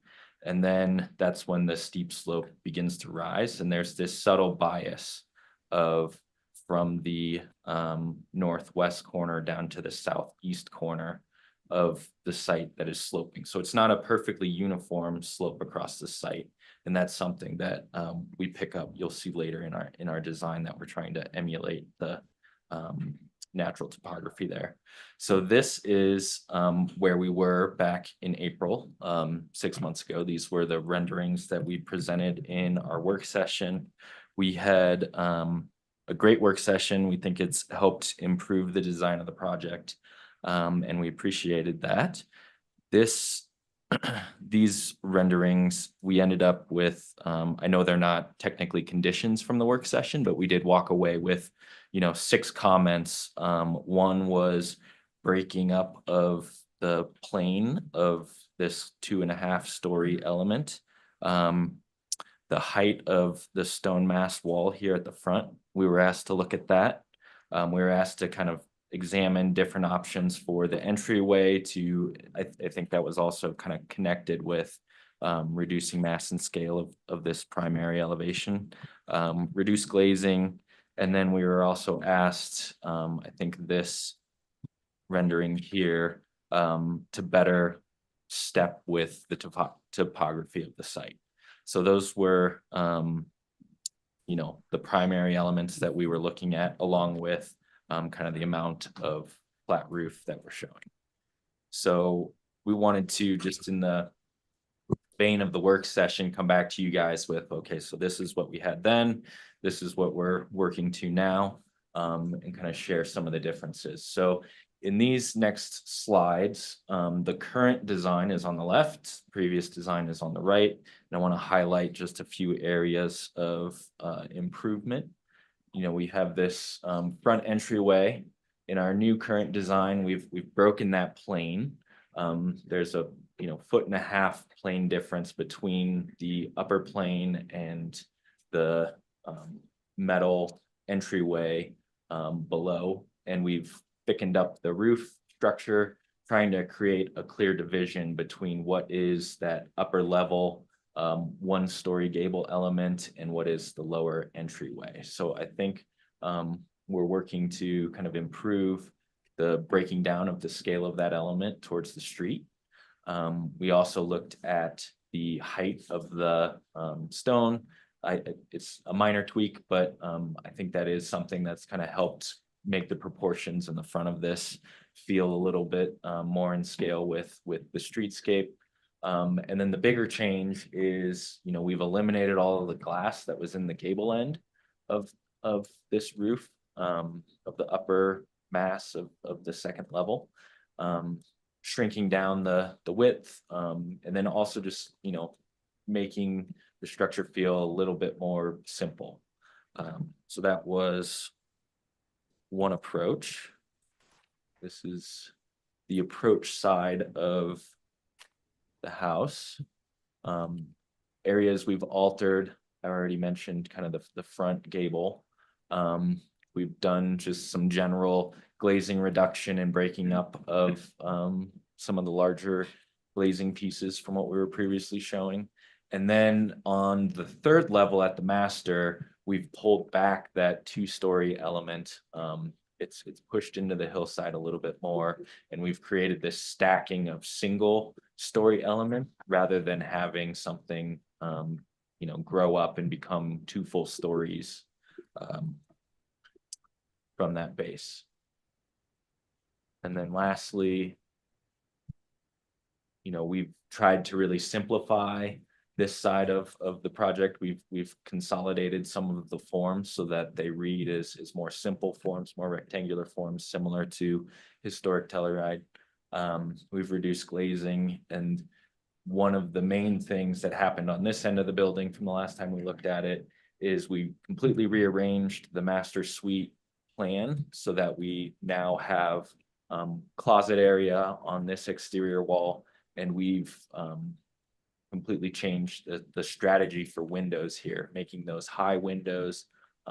They are, you know, horizontal in orientation, but that's primarily to give, you know, high light in a privacy strategy with the neighboring structure, rather than having that, you know, be more view windows that we were previously showing. So as I was mentioning, we're trying to fit in with the topography a little bit more closely. So these three faces that I have highlighted here have been pushed back slightly on the site in order to kind of conform to the landscape a little bit. And then this is our street profile. You know, currently we're next to an empty lot. There's a couple of new houses towards our east, or one new house and one existing house to our east. And then this is the proposed house to our west. We're, you know, slightly smaller than that house. And I just want to kind of point out from the front streetscape, you know, this is kind of the primary elevation and height that I feel like will be most prevalent at the streetscape. So feel like we're in context and scale. We also avoid stretching the building in its width to the full lot in any one particular place. We try to, you know, break it up so that you're really feeling that traditional scale of houses, even though we do have a double lot. We are a larger lot for this street. Let's see here. So that was kind of where we were, and changes we've made. A few things that, you know, we want to propose or we want to point out. We're still in compliant with the height. You can see as the topography increases, so does our house, and we're, you know, responding to that. On the north portion of the building, this element we're treating as from a design standpoint in trying to further break down the mass and scale of the project, thinking of that element as if it was an accessory structure, cladding it in a separate material. That's part of the material strategy for that element back there, is to make it feel as if it's, you know, like along a historic alleyway, similar to a lot of other contexts in town. Just one point of clarification on that, it is not an accessory structure from a zoning Land use, point of yeah. view. Yeah, that's just a design tool that we're utilizing. Other material strategies, you know, we have the stone base, that's really grounding this element into the hillside. On top of that, we then begin, you know, kind of simple masses of gable forms and single story elements that stack up the hillside, stepping as the topography does. Let's see.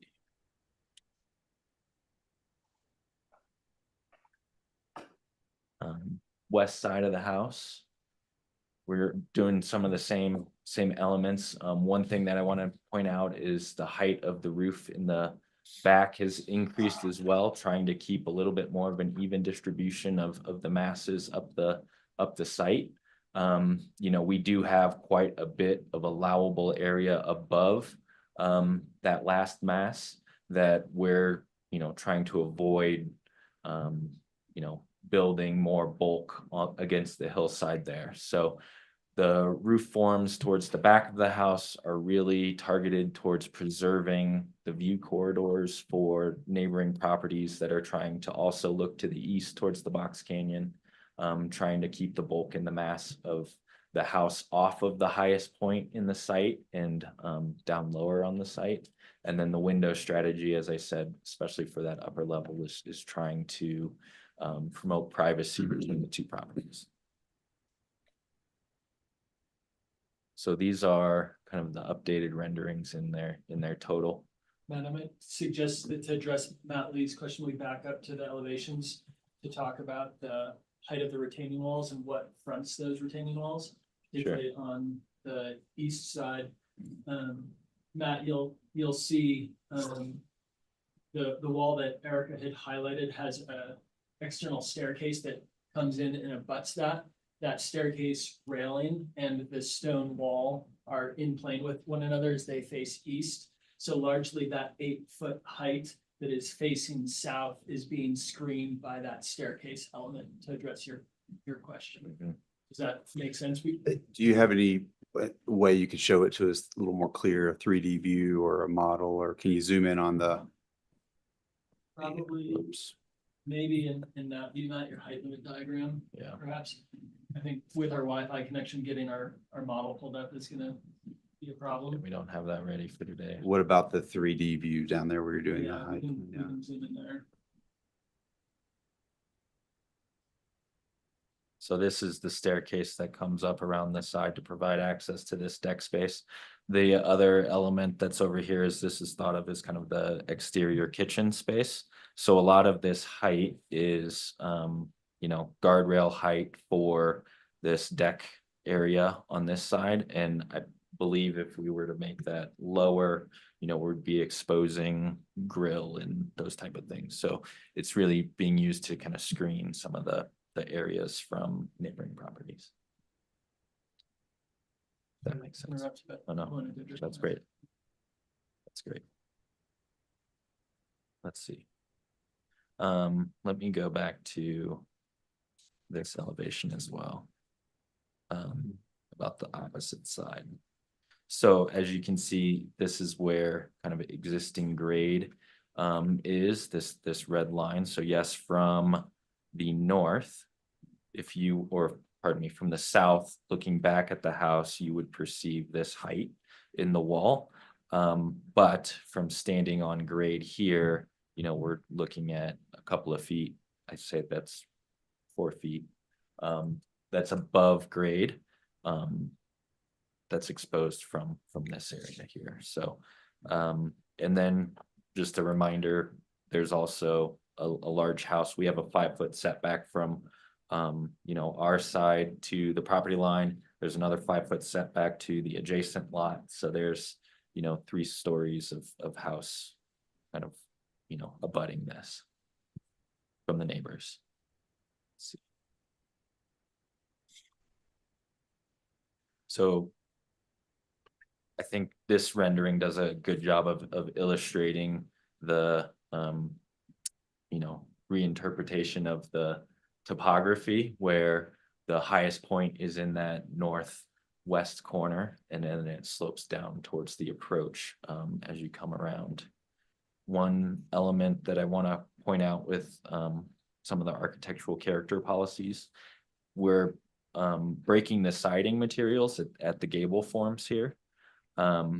This is thought of as, you know, like a full width board, say 6 inches, and then up in the gables, that would be reduced to half size, so 3 inches, creating just one more layer of detail. You know, traditionally, the gable ends are expressed in some level of ornamentation, and we wanted to emphasize that traditional gable form. So this is, you know, a reinterpretation of what is a traditional element in town. That reappears here on the west elevation. Yeah. East elevation. I'm terrible at my east and west. I apologize for that. Let's keep clicking through these. Anything else? Yeah, we're continuing through some slides. So just wanted to, on this last, you know, we're showing what this elevation would look like. I think real life perception from the streetscape would be more similar to this. And that's kind of our HARC presentation. Okay, thank you. Questions for the applicant? I have a question. So it's kind of become common here, or courage for for the applicants to sort of respond to the conditions, and you know, if there are ones that you have no problem complying with, let us know. If there's any that you sort of want to fight for, also let us know those reasons as well. Just kind of helps our process move a little faster in deliberations. Let's see, there were 7 of them. 1 through 8. 1 through 8. 1 through 8. And Wow. I don't 8 was believe- struck. 8 was struck. Yep, 8 was struck. Oh, okay. Yeah. Let's see. That's right. To speak to it broadly, I think we're happy to take tasks at looking at where and how we reduce windows. I know the concern for this zone district is not design of windows, but really the light spill of windows. So we're happy to revisit that and make some adjustments to address that, which I think covers a number of the different conditions. I think in terms of site walls, that is one that we think is maybe worth reconsidering and striking. I think based on the narrative and helping you guys understand the 2-dimensional drawings, if we are continued, we can bring some more detailed 3-dimensional imagery and possibly spin around our model map to better illustrate how we think that is being perceived and complying with the intent of the guidelines. Yeah, I think the 2/3 light for the doors is something that we can accommodate. I think the exterior lighting, you know, everything above the 2nd level that isn't required for egress lighting, we can definitely take a look at that and try to reduce any additional exterior lighting that's not necessary. So I do think there's definitely conditions in there that we don't have much issue with. You know, we're in favor of trying to keep as much of the windows that we're showing today as possible. One of the conditions, one of the policies, 27B, due to the steep rise of the mountains, non-traditional window patterns may be considered in some parts of this treatment area. I would like to, you know, see what considerations we might get, because a lot of those window sizes, especially on the south, are really aiming towards view capture of the ridge lines across the valleyway. So that's basically what's dictating those heights there. Well, it wasn't a specific condition, but a point of discussion that Erica had pointed out on the gable forms. You know, we often look to the historic context to influence our broader design decisions and the perception of the mass and scale. But the guidelines specifically talk about the idea that we shouldn't be exactly imitating the past, but finding ways to reinvent that and reconsider that so that it's clear that this isn't historic construction, that this is new construction. Additionally, those flat elements within our gables are specifically to address condition 30 within this treatment area. And that's about snow management and not shedding snow onto pedestrian areas of the property. What is the window head height on that, of those living room windows? The overall height of those windows is 9'6", and I believe the head height is 12'6". 12.6. I have a question that's sort of a point of clarification. Could you guys go to sheet A201 and the height limit offset?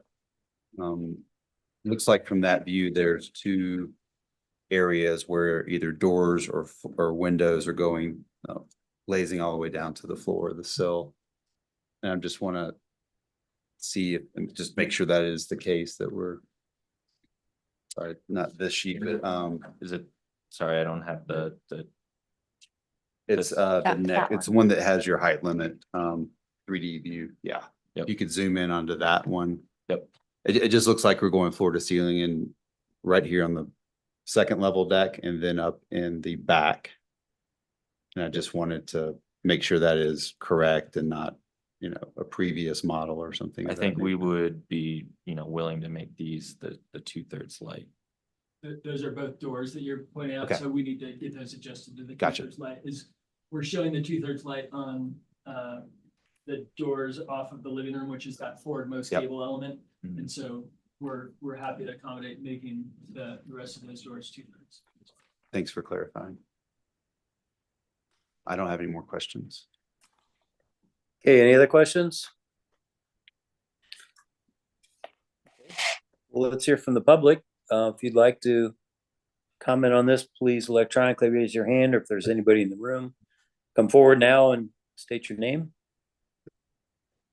I'm not seeing any hands. There's no one in the room Uh, on that. okay. So, thank you very much. We'll go to deliberations. We're gonna strike number 8 before we get to the discussion, but is everybody okay with 1 through 7, except where are we on 4? Because the stairway hiding the wall and the wall starting to hide part of the house, are we okay with striking 4? Or Matt, you had asked the question, maybe you could kick it off on 1 through 7, and then particularly number 4, or any new conditions. Sure, Mark. So I agree with 1 through 7. Do want to talk about 4. I don't think I disagree with Erica's condition. I just, you know, from the drawings, I couldn't tell what was going on there. I have more clarity on the east side. It seems like, you know, the applicant could make a minor modification, a minor step in that wall to accommodate Erica's concern. I'd like to hear from everybody else to see if they have a concern or not. Still don't quite understand the western wall, whether that's part of a retaining wall that needs to be that high, or if it could step into 2 walls, or what's going on there. Just to expand upon the non-traditional gable form, I agree with the applicant's argument for the flat projection in the bill. I think it's a nod to the historic pieces, but bringing in a more modern contemporary element. I believe we've allowed for moves like that on previous projects, so I don't have a problem with it. I do think large expanses of glass, especially that face south, need to be reduced. Curious if we want to get specific with them in an aim to do an approval, or if we want to keep it general and have them work with staff on that.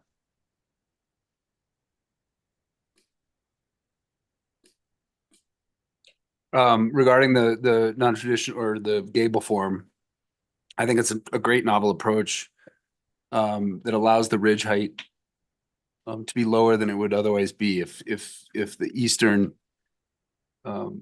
roof plane projected from the corner, the ridge height would be several feet higher. So I think that's a a choice I can easily support. Regarding number 4, to step down the wall on the east side, my position might be that policy 15 really has to do with retaining walls, and that is not a retaining wall. It's a wall of the building and then a guardrail. We could ask them to lower the height of the stone the way we did on the south face with the small band of railing, just to carry that vocabulary back onto that other wall. But in terms of that guideline, I'm not sure. I don't think it actually really applies. It's not a retaining wall anyway. The whole point of that was to conceal some outdoor kitchen area too, right? Right. I mean, it's a deck railing. It's not a retaining wall. We could talk about how that deck railing increases mass and scale, certainly, but I don't think the guideline 15 is the right guideline to support that discussion. Anyway, and on the west side, I think in flat elevation, there is a concern over its height, but from Curtis, looking up the slope, you're not going to see the bottom several feet of that 7.5 feet. I think it's more like 5 feet. And so we're really talking about an overage of a foot. You know, we want to be at 4. I think if the topography sloped, if the northern wall of that well came down 12 inches, I think then it's pretty wholly compliant. Stacy, I'm gonna share my screen, just, it is 7 feet, just to provide a little clarification. You're gonna share your screen? Yeah. Okay. I understand, but if you were down on Gregory, Yeah. I'm sorry, Curtis, looking up that hill, the topography projecting up, Yes, you wouldn't see the bottom several feet of the 7. Several, couple. but if it's 7, it is 3 feet Right, over 7 to 7. comply. I agree. But maybe only a bird or a person on a ladder might see it from that angle. No, I understand It was what you're rightly saying. pointed out Yes, in I a understand. discussion. Given its location, Yes. further away from the street and between the 2 buildings, I Yes. If it wasn't between a building, would it be a problem? perhaps more so. And as you can see here, the red line, if the topography more followed the existing topography and that wall stepped down just a bit, that further improves the situation. You lose some of that datum going across there, but I think it's difficult to see from Curtis in the public way. I think Erica was right to point it out. I just, yeah, I'm not sure if it's, I'm a little torn at keeping it in there and having the applicant try to work towards improving it, or just, or striking it if the majority feels like striking it.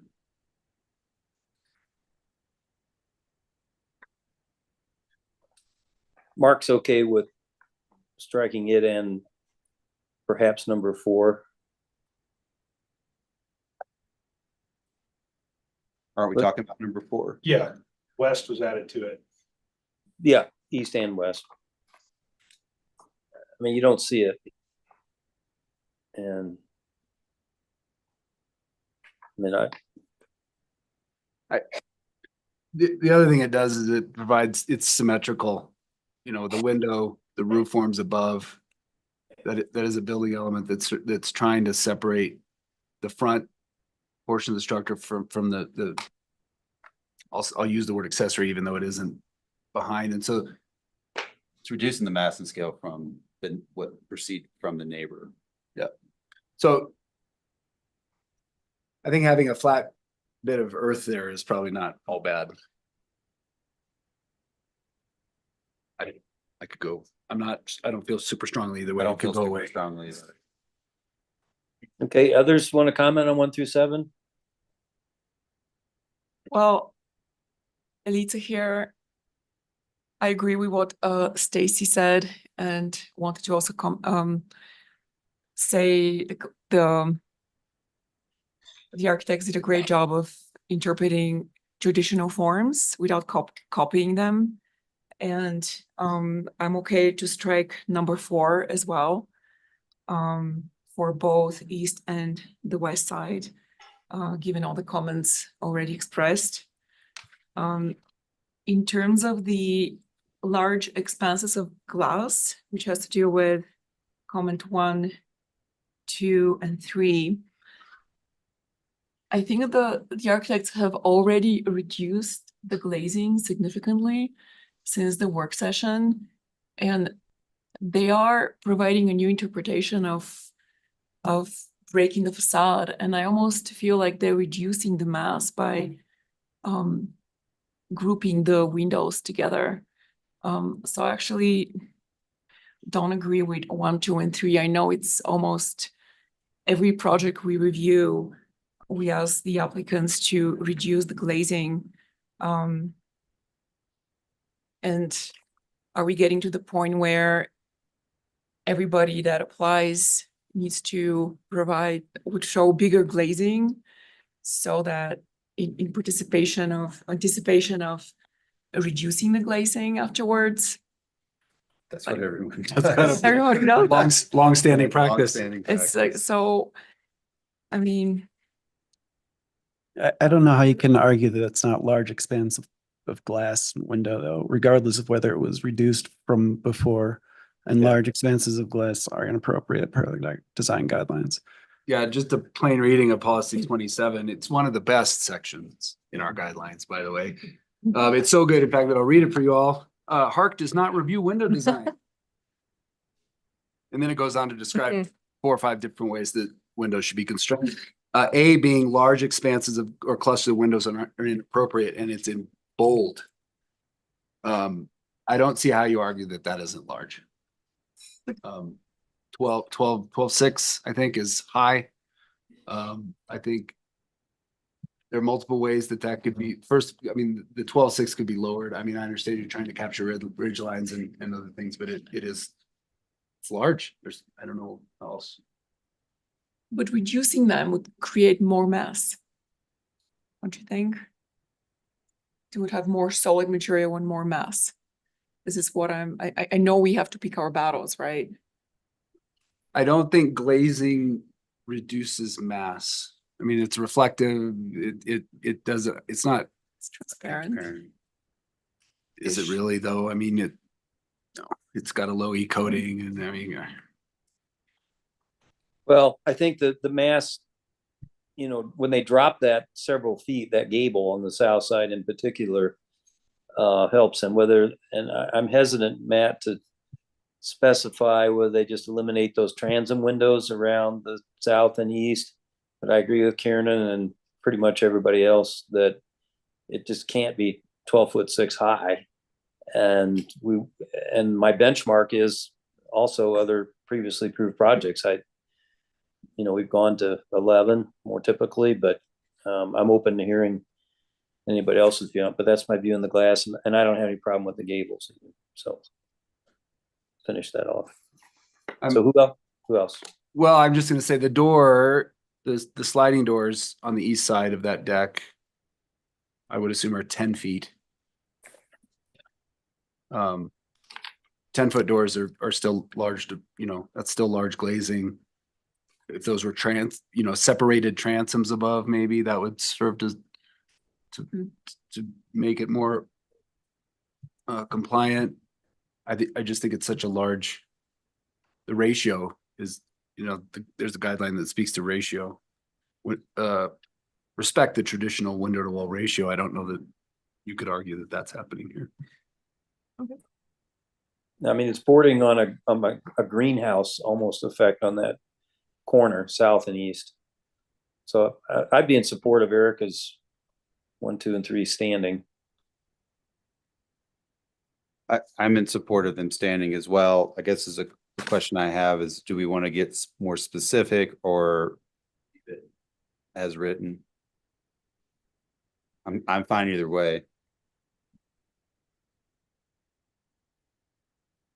I think it's mostly asking you, Mark, since you might. Yeah, I mean, I don't think I would, if you left me alone on this, I don't think I'd approve anything over 11 foot high if it's 12'6" there on that south elevation, especially with the east being 10 feet. But again, it's always helpful to not preconceive the idea and see it and see if it looks like it complies, but that would be my benchmark from previous projects. So it sounds like you're fine leaving those conditions as is and not getting more specific and having them work with staff. I mean, I'm okay. I mean, I'm okay, but I'm also exposing my point of view before they come back and then have to redo it. So I'm okay with leaving it the way it is, if you guys are. Yep. I am. What else? Did we get consensus on the 4? number 4? It sounds like, I think I heard most people want to strike it. Yep. I would leave it in, but I think I'm outvoted. Sounds like at least 5 people, I'm just counting, said strike it for the reasons discussed, unless somebody else wants to dissent. Okay. Contradicting everything. If there wasn't a house on the other side, we'd leave it in. Just see what they could do. On the west side. Yes. West side is more of the concern, yeah. I'm just trying Well, to. I mean, I'm okay with leaving the west side in and see what they could do. You could use the word consider, or you could just use what her word, better step down the wall, but just change it to west. I'm good with that if that's the consensus, We would just strike the word east and change it to west. Add the word west. and just swap the word east for west. Yeah, let's do that. We ready for a motion? Yes. I move to approve the proposed small scale new construction at 517 Curtis, lot 5R, block 5/11 Dakota Avenue, based on the findings in the staff memo dated October 16th, 2024, and with the following conditions. 1 through 3 as stated. Number 4, better step down the wall on the west side of the property per TH number 15A2. Number 5 through 7 is stated, strike number 8. This motion is based on evidence and testimony provided at a public hearing held on October 16th, 2024, with notice of such hearing provided as required by the Telluride Land Use Code. Okay, so any other friendly amendments? Okay. Hearing none. We have a second? Well, hold on. I need to He's finish gotta reading finish. the, Oh, well, okay. You can say the rest as written if you like, but it's okay. the last paragraph as written. Okay. So a second? I'll second that motion. Okay, Andrew, Kieran, Kiernan, yes. Stacy, yes. Matt, yes. Mark, yes. Andrew, yes. Okay. Thank you very much. Good luck. And our last public hearing item of the evening. Mark, I'm going to recuse myself of an ongoing contractual relationship with Sante Architects. All right, well, have a good night, Matt. Thank you. I need to get me some contractual relationships. It's not that late, Kieran. Okay. Some people in the audience might disagree with that, but 7:30. Okay, well, it's 9:30 here, but anyway. All right, our last item is the Stender residents consideration of an application for a small scale new construction outside the THLD, but within the H-Pod in the residential zone district, which will contain 2,500 square foot or more of floor area per land use code, 7203B1A1, and insubstantial scale new construction outside the THLD, but within the H-Pod in the residential zone district that will contain 950 square foot or less of floor area for the land use code 7203B1C1. It's lot C, block 3, Hall's addition to the town of Telluride, to be determined, North Aspen Street. It's a residential zone district. The owners, Top of Aspen LLC, applicant, Sante Architects, excuse me, and staff member Erica Jensen. Erica. Great, thank you so much. So we're here for the review of 420 North Aspen. HARC did a work session on this development at the end of 2023, so it may look familiar. And we received public comment from Nicole Peters and Nicholas Scavone. Did everyone have time to review these comments? Yes. Yes. Great. Okay, wonderful. So this project is located in the residential zone district, transitional hillside treatment area, and it is outside the National Historic Landmark District. And it is proposing the new construction of a primary structure and accessory structure. Before I get into the conditions, I want to make it clear to the park board. They will be reviewing the project based off the land use code and the design guidelines only. And Ally can elaborate on this if she feels necessary. Would you like to elaborate? So I believe Mark is aware of what we are allowed and not allowed to consider, as I believe the rest of you are. You might be aware there is some kind of controversy here with respect to a private covenant. And I just want to make sure that that private covenant is not being considered by HARC tonight. There are other avenues available to the parties if they wish to enforce that covenant. Staff has reviewed the application and it is compliant with our land use code, so we will be proceeding. Thank you. Okay, on to the conditions. Condition 1 is to revise the building form so that there is one dominant element. So it is hard to distinguish the dominant form in this proposal. From the front, it appears as a side-facing gable with a dormer, but from the rear, this gable is hard to distinguish and the long shed roofs appear to be the dominant form. And the guidelines do speak to there being one dominant element, and it doesn't appear that there is in this application. Condition 2 is to provide the 2 shed roof forms on the east side of the project to be more appropriate in scale. The long shed roof forms on the east side of the roof are not similar in scale to what was used historically. And while shed roofs are a traditional form in town, the long shed roof forms on the structure are much larger than what was traditionally or typically seen. Condition 3 is to revise the size of the dormer so that the primary gable is more prominent. The front dormer is untraditionally large in size and does dominate over the primary roof form from the front. Condition 4 is to reduce the amount of glazing and window clusters on the east and north elevation. Please note that this condition has been revised to the north and not south. That was a staff error. Condition 5 is to revise the windows to have more traditional placement and grouping and window to wall ratio. And condition 6 is to reduce the large areas of glass throughout the project. Especially on the north side, there are very large clusters of glass. Condition 7 is to reduce the number of skylights. There are 9 skylights proposed, which is not a limited number encouraged by the design guidelines.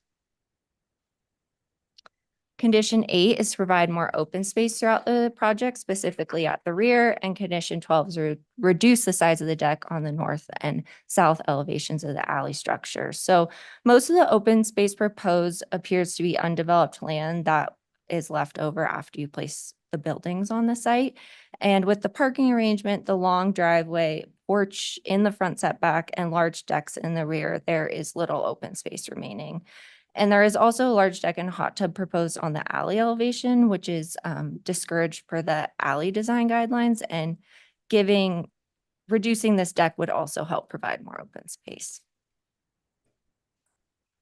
Condition 11 is to revise the alley structure to not mimic the primary structure, and condition 12 is to revise the materials on either the primary or secondary structure so that there are a distinct difference between one another. With the materials as well as the long shed roof form, the alley structure does look similar to the east section of the primary structure, and they should be stylistically independent of one another. Condition 13 is to revise the barnwood siding on the primary structure to be less rustic. And condition 14 is to revise the barnwood siding on the primary structure to either be painted or stained. The language of condition 14 has been modified from barnyard to barnwood. That was a staff mistake. I guess barnwood made me think of the barnyard, and so that has been changed.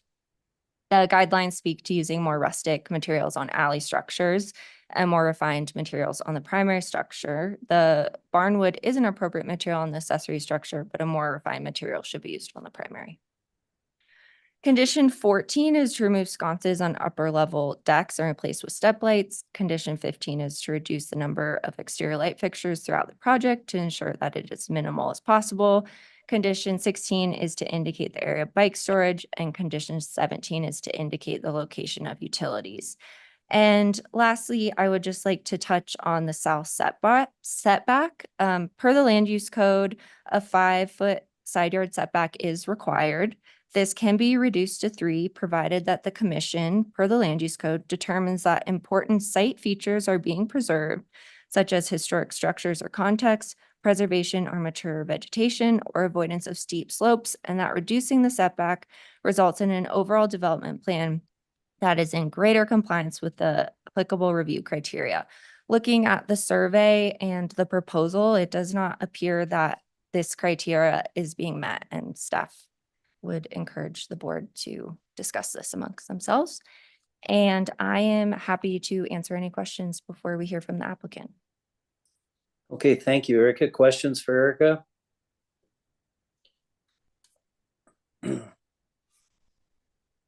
I have 2. Number 4, did you say you were going to clarify that or change it to say east? The and language was changed to east and north, not. Yeah. Yep. And then the last question is on TH 22A4, which asks and suggests, well, it doesn't suggest, it states that the gables should be perpendicular to the street versus parallel, which this is.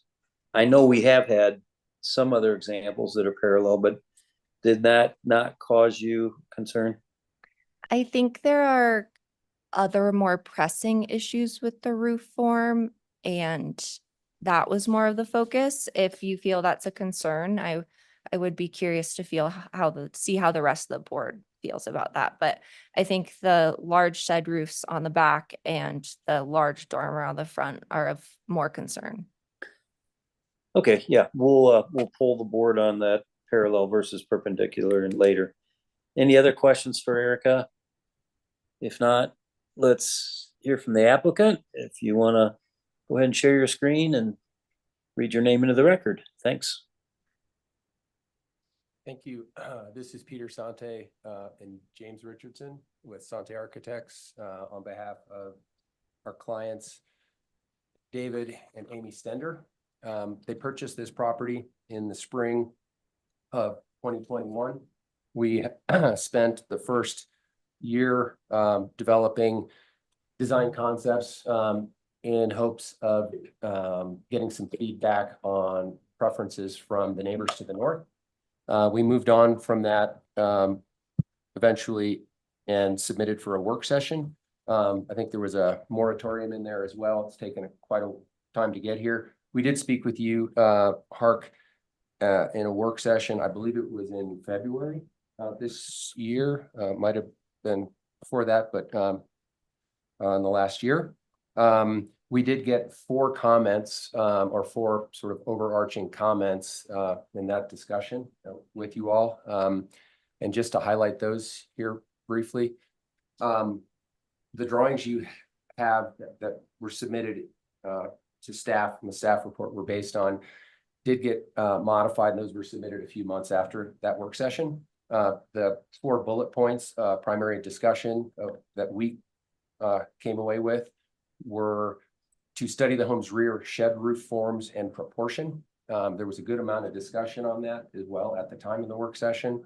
And some differing opinions, but I think on the whole, we came away with that it was surprisingly successful or not in viewing it a concern. That said, we did study making some reductions or adjusting the proportions as that was mentioned. And I think along those lines, we did increase the gap between the house and the shed.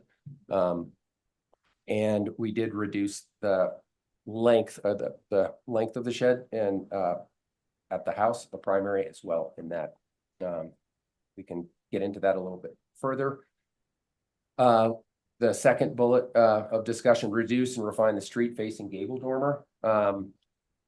We have not referred to it as a dormer, but a street facing gable, and the proportion of it, it is 13 feet wide. We did reduce the size of it. There was discussion about that. We made some other adjustments that are highlighted in the packet, such as steepening the roof pitch, which lowered the eaves on the side. It is more correctly centered, not generally centered as well, just to let you know. You can comment on that further. Reduce glazing at the north elevation. We did make a 10% reduction, and I think this is still in staff report, which we have reduced again, and we will be showing you that here shortly. The last bullet from the work session, reduce non-permeable hardscapes. We did reduce the driveway, which starts in the alley and gets locates to the garage under the house. It is still hardscape under the deck, but it is a permeable grass paved system to the east, where it is open to the sky. I would like to ask, I know there's a healthy number of conditions here. I can group them for discussion into 4 general categories. I don't know if staff agree with this, but we're trying to make this a little more approachable in some ways. We have started. Sorry. We have started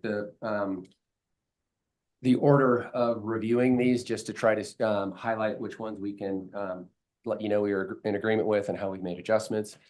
Starting with 17, to indicate the location of the utilities, we have this is not something Erica's had a chance to preview, but we are calling out the north and south sides of the property, the side setbacks that do not shed snow and are mostly five or more feet away from the property lines and ideal for utility locations, and not at the front of the house.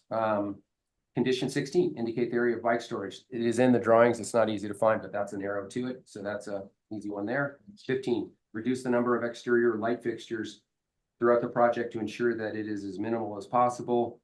And then the 15 above that,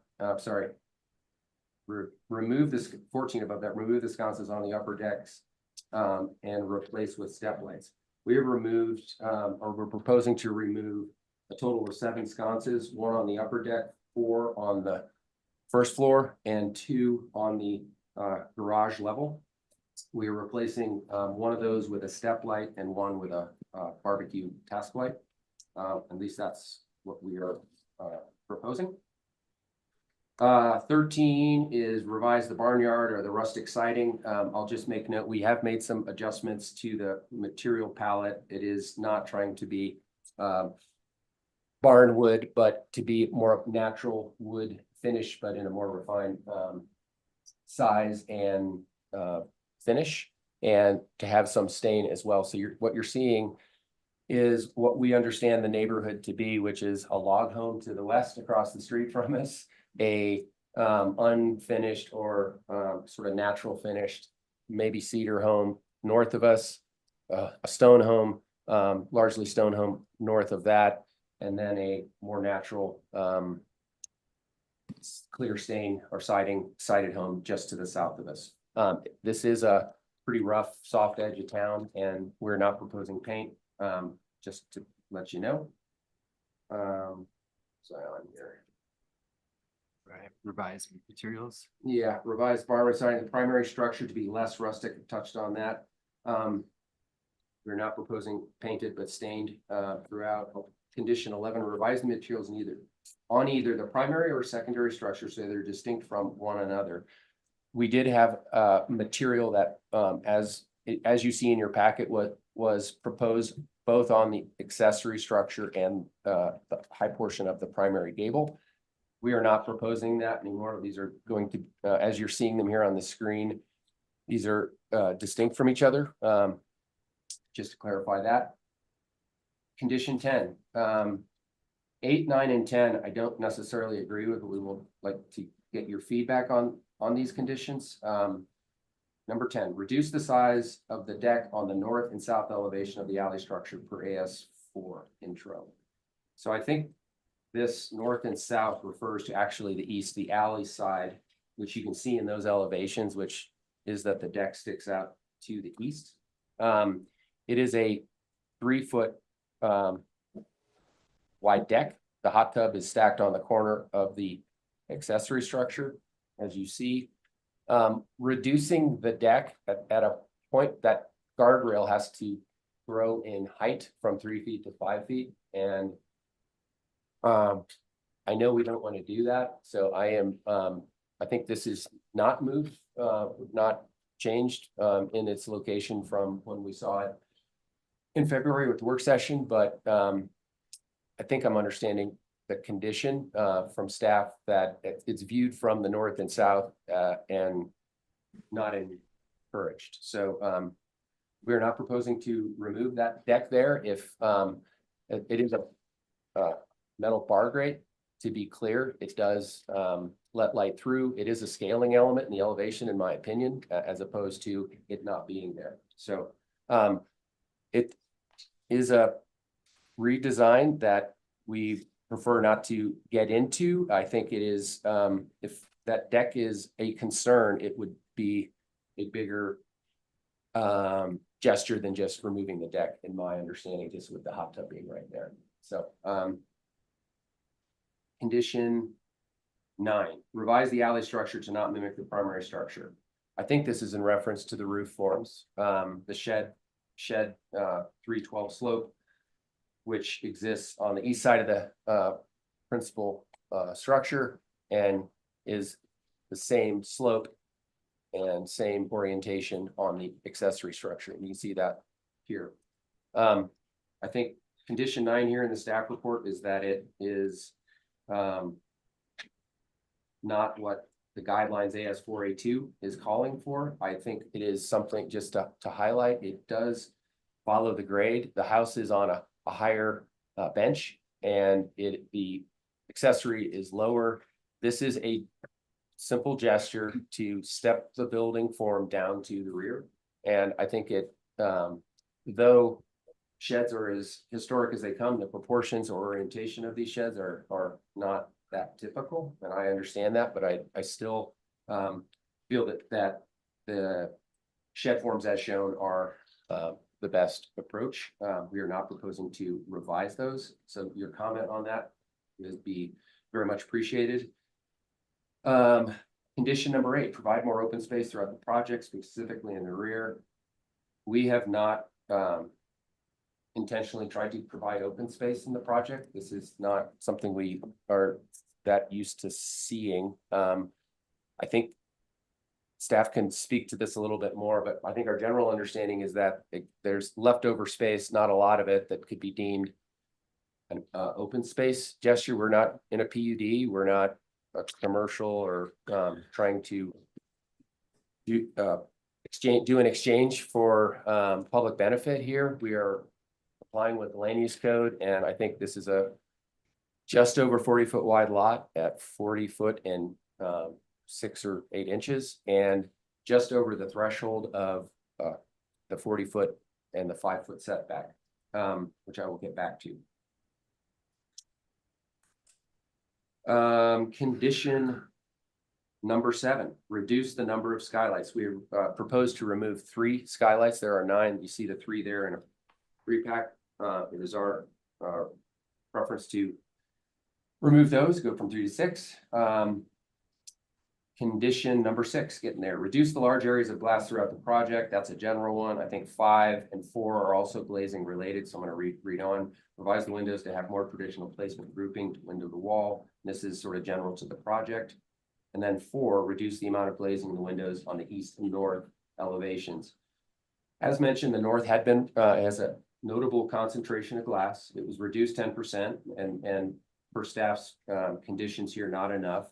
What we are proposing here, or with submission here tonight, just for your consideration, is a further 10% or 15% reduction. So you can look at that and let us know if that concentration meets your approval or is shy of that.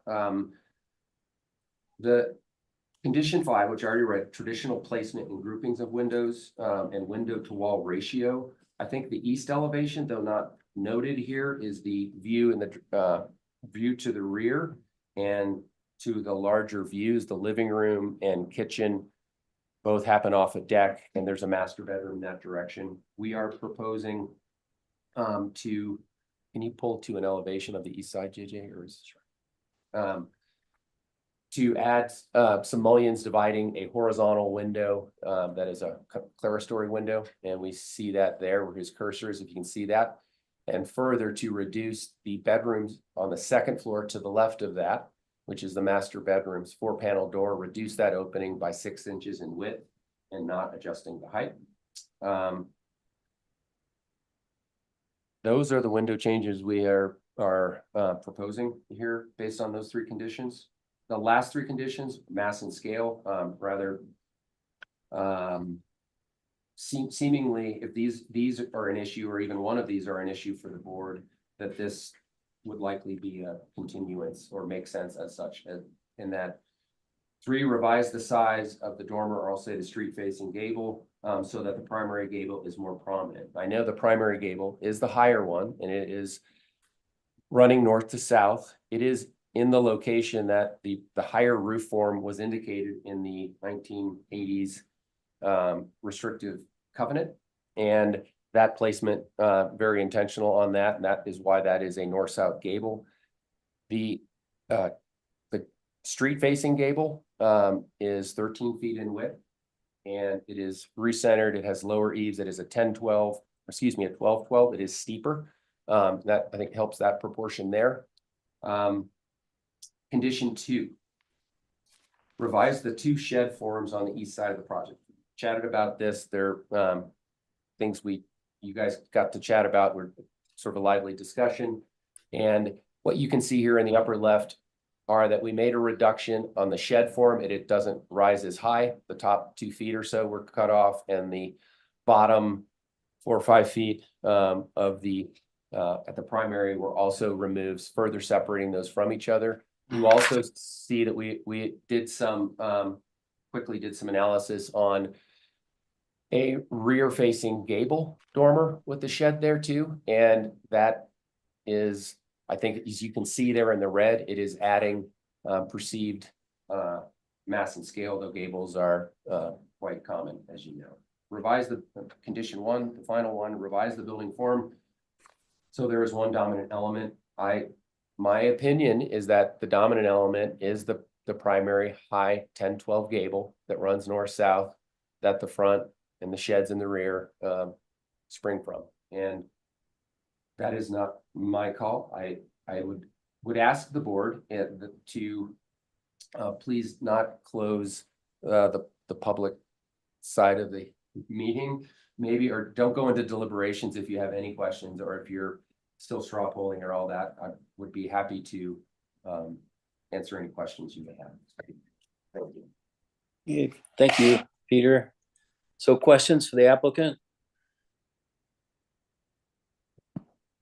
Peter, is that front gable dormer, the plane, is that roughly the east elevation plane? Correct. Sorry, west. Yes, it is in plane with the front door wall, Okay. which is in alignment to the 1980s covenant. That building envelope. Okay. It provides for a 15-foot setback to the property line. It's a very soft edge. There's no sidewalk. And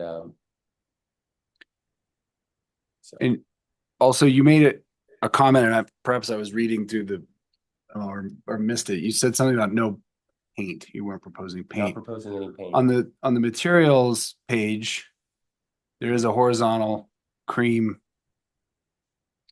paint. Everything was intended to be stained, but I think what we have cleaned up with staff's help, I think, has to do with how rustic I think the term barn siding is, and not wanting that, but I think stain, and I, just to clarify, some of these stains may be rather clear, which is that they look rather wood-like, but they are not barnwood, knots missing and things like that. Stacy, the applicant made changes between the memo and this presentation, which is why there's now no paint Well, proposed. okay, and that's all well and good. Yeah. I'm just, like I said, asking that question Yeah. because it does say here, horizontal outside Yes. and painted cream. Yes. There'll be a distinction, let's say, between the primary and the secondary. Correct. That is the intent. That's Okay. fairly subtle. There's 3 different siding materials, 2 on the house, 1 on the shed. They don't overlap. I think those are really my only 2. Other questions? I know Peter asked us before we lose him, although we can't really take a straw poll until we get to deliberations. But on number 1, which could be one of the most significant of all 17, does anybody want to ask a question of Peter on that? And again, let's put up the best slide to show the I guess it would be 801 or maybe that's the one right there, huh? Maybe Peter, could you just zoom in on that and bring it forward full screen so we can really. Mark, is it the upper left, bottom left, or this one? Well, I think upper left. I mean, we're talking about the dominant element. Correct. My question is, why don't you re-explain? Yep. Why you think the dominant element is clear as drawn and exactly where it is? You bet. So the highest ridge you see there, which runs north to south, is in the location on the restrictive covenant that highlights the highest roof forms, 2.5 or two-story construction. And it describes 1.5 to the street side of that and to the rear. And when you look at the covenant and you look at what's built that's covered under that covenant, there are 2-story plus roofs and decks and things like that in these step down areas that are not highlighted as the high location. So the high location here is what was envisioned way long ago. The sheds spring from that, Mark, and you can see that they do so at different elevations. There's a dormer for the master bedroom, which is under that primary gable. There is a street facing gable, which partially projects, I'm thinking it's 6 feet, which is consistent with that, again, that covenant. 6 feet forward of the primary gable. It is 13 feet, while I think that primary gable is closer to 28. So I don't think the street facing gable is in competition with that, but that they work in concert. I feel like the sheds do a good job of dropping to the rear and stepping down to a site that is stepping down. So that the scale of that is not another half-story higher or giving you taller wall planes under gable ridges and things like that. I can also point out with this slide up, there is a portion, I think 24 feet, this primary gable form, Mark, on the south side. This is the portion that is asking for a 3-foot setback from the combined property line. We are like 6 inches on this lot from being at the 40-foot lot size that allows that by, let's say by right, but upon approval. And this is not the extent of the house. It is one of many setbacks on this south side.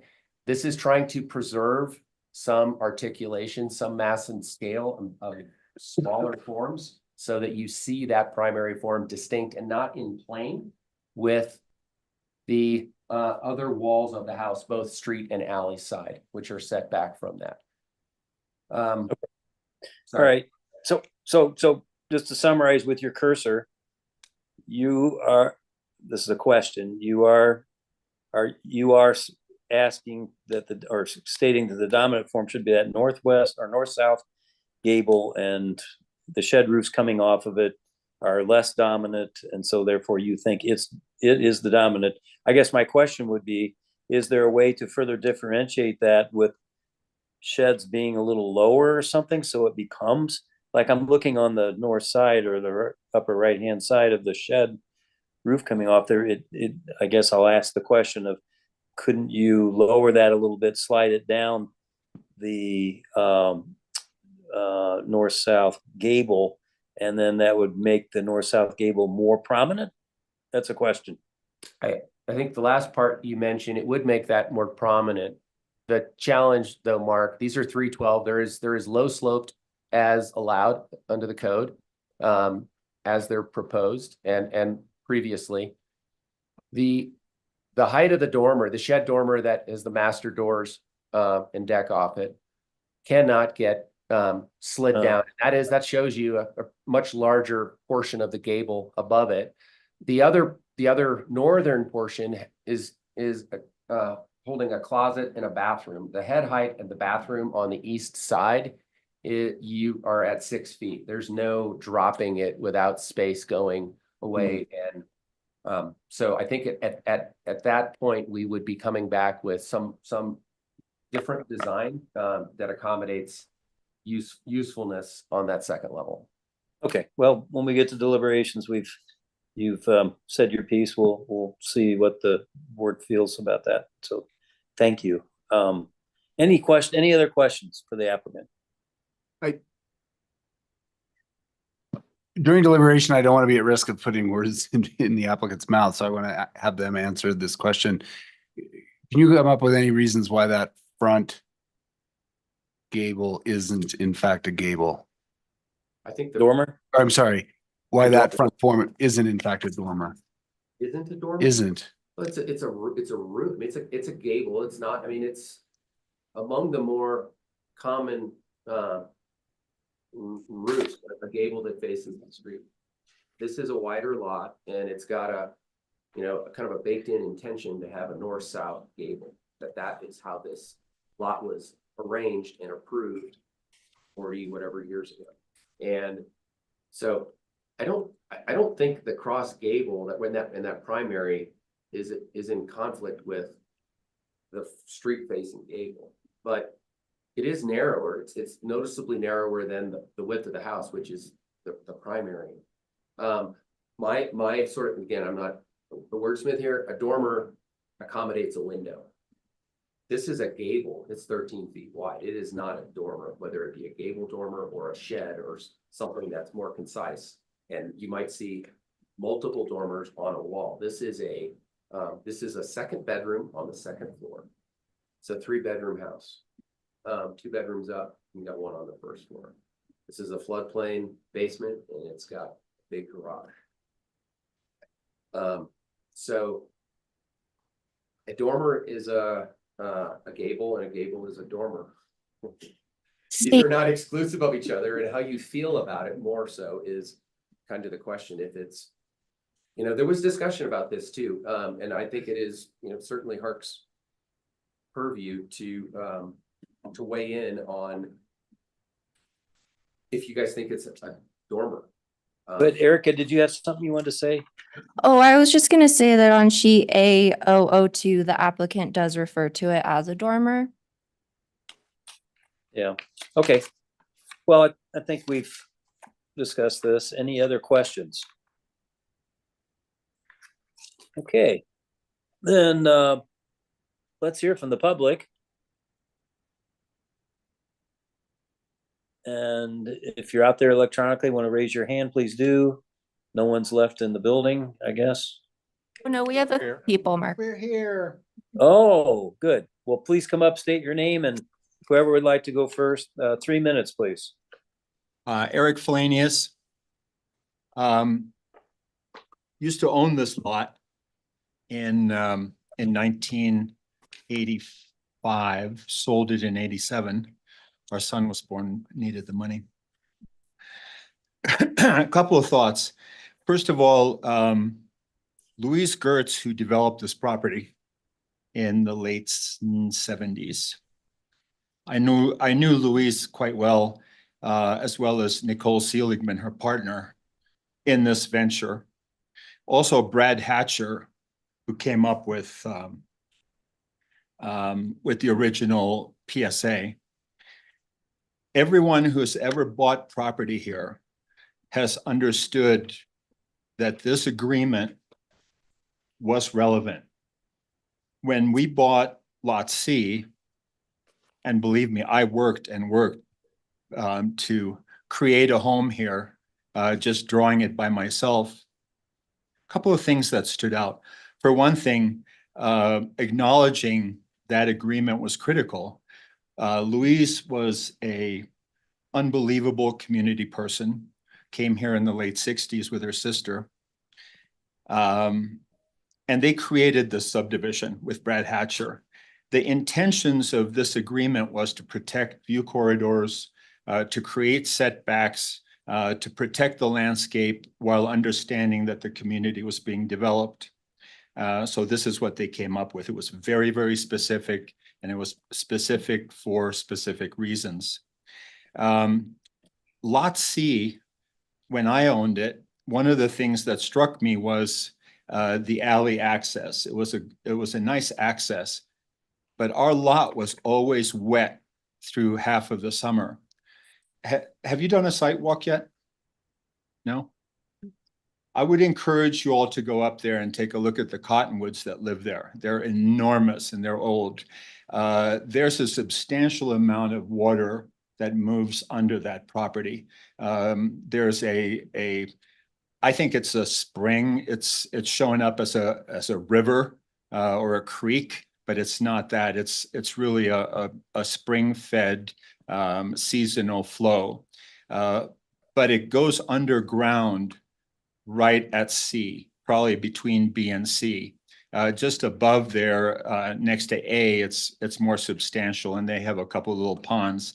I would encourage you to direct the applicant to get a hydro study done because there are wetlands plants in that area also. We also lived across the alley in 401 North Oak. And I would encourage you to walk up the alley and take a look at the hideous deck that was built on our relatively small house. And I hope you don't make that mistake again. The last image, excuse me, actually, I thought it was a little deceiving because that deck is quite substantial. Thank you. Okay, thank you. Who would like to speak next?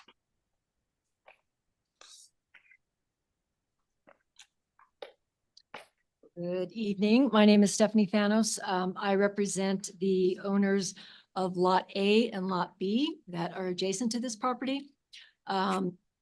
We obviously are of the opinion that this project does not comply with the protective setback agreement, but since it's not really HARC's purview, I'll move on from that and focus on what I think are the main design issues that impact those lots. The first thing that I think is extremely significant is the expanse of windows on the north side. They're going to create a large amount of light spill onto both Lot B and C. I would encourage you to do a site visit, as Eric mentioned, because you don't really grasp the conditions and how a structure on Lot C is going to impact B and A as they were required to be sited on those lots. So light spillage from the windows is significant. The issue that Eric also raised about the hydrology, I think is very significant. This is in groundwater zone 3. I understand, but I will tell you that there is groundwater in this area and it needs to be further investigated. There are wetlands that are adjacent to this property, and if you disturb the hydrology, you're going to impact those wetlands. So I think that there needs to be some study there. The massive connected deck is particularly objectionable. We believe that it actually attaches the two structures, which we believe should require that deck area to be considered as site in the site coverage calculation. It creates a very large elevated area of active use that is going to have significant impacts on lots A and B, as well as the property on the other side of lot C. And it's just overwhelming. It's elevated, it's active, it's not shielded, and it's sort of in everyone's face. The location of the garage being in the principal structure, I think exacerbates this issue because it causes for the long driveway that takes up what would otherwise be available for open space. The parking could easily be accommodated in the accessory structure, would make for a better usage of the property in general. So we think that should be evaluated. And I'll leave it at that. I have a long further list, and we'll see as this develops forward. We'll have additional comments. Thank you. Thank you.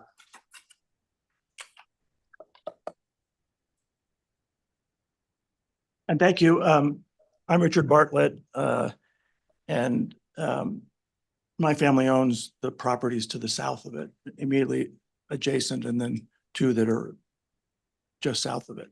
Our attorney, Nicole Peterson, had another municipal meeting this evening, so she couldn't be here. So I left the East Coast this morning so that I could be.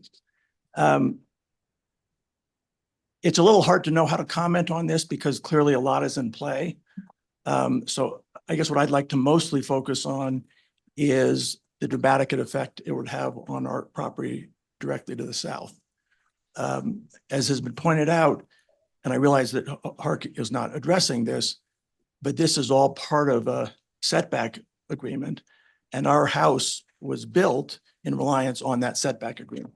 So our structure sets back dramatically and sits on the higher portion of this land. What is fundamentally going on in the design of this new property is trying to build essentially one structure and pretend that it's two. By essentially extending the deck from the end of the primary structure, which ends where it does because of the setback agreement that is, I understand, not being considered, but that's why the design is what it is. They've then just extended it essentially all the way to the alleyway. The effect that has, because our property, our building does stop where the topography drops off so dramatically, is suddenly, instead of following the natural topography, we have a single structure that just extends horizontally and creates this dramatically high building that completely changes the character of the alley. Fundamentally, it has the effect of making the whole thing feel like one huge structure. Specifically as to the secondary structure, there was comments about the deck for it. The guidelines, as I read them, suggest that alley structures shouldn't have, I mean, effectively, because that deck is, 10 feet high off the ground, it's fundamentally acting as a porch or a balcony or whatever you want to call it. And as the guidelines say, alley structure simply aren't supposed to have those features. And so fundamentally, what we're trying to do is to put a feature onto something and design it properly for a building that isn't supposed to have it at all. Obviously, the effect of the extensive deck is also what fundamentally eliminates any opportunity for open space. The buildings, as I understand them, are supposed to be fundamentally separated by true yard. And here, because of the way the driveway is designed, there's no opportunity for yard, and the deck simply goes over and effectively joins the two buildings. I think it joins them in a technical sense also, but that's beyond my pay grade because it shares a common foundation wall. There are, and so in any structural sense, I think that it's actually part of the same structure. It sounds like a HARC is very much already focused on the roof situation. That's a real concern to us. What's odd about it is it appears that the roof structures, forms, and the staff has very much picked up on this, but and there was a comment from somebody remotely, I guess, at the start of the meeting, but they're doing exactly what the guidelines say not to do. As I read the guidelines, the primary structure is supposed to have a ridge line perpendicular to the street. The secondary structure is supposed to be oriented parallel to the alley. And this design does exactly the opposite. And fundamentally, I think what's going on is the property is constrained by the PSA. And so, but instead of comply with that, what's happening is we're creating all kinds of gyrations because fundamentally we're building a much bigger structure than the property can actually accommodate under the actual restrictions that apply to it. I apologize that we're a little bit unprepared for this meeting because we just learned about it. The notices were sent out on October 1st, snail mail, and so we got ours on Thursday. If we'd had more time, I think we could have diagrams that would demonstrate more dramatically the point that we're making. And I would like to reiterate or emphasize the request that there be a site visit because I think you'll see precisely what everybody's talking about. Thank you very much. Thank you. Anyone else?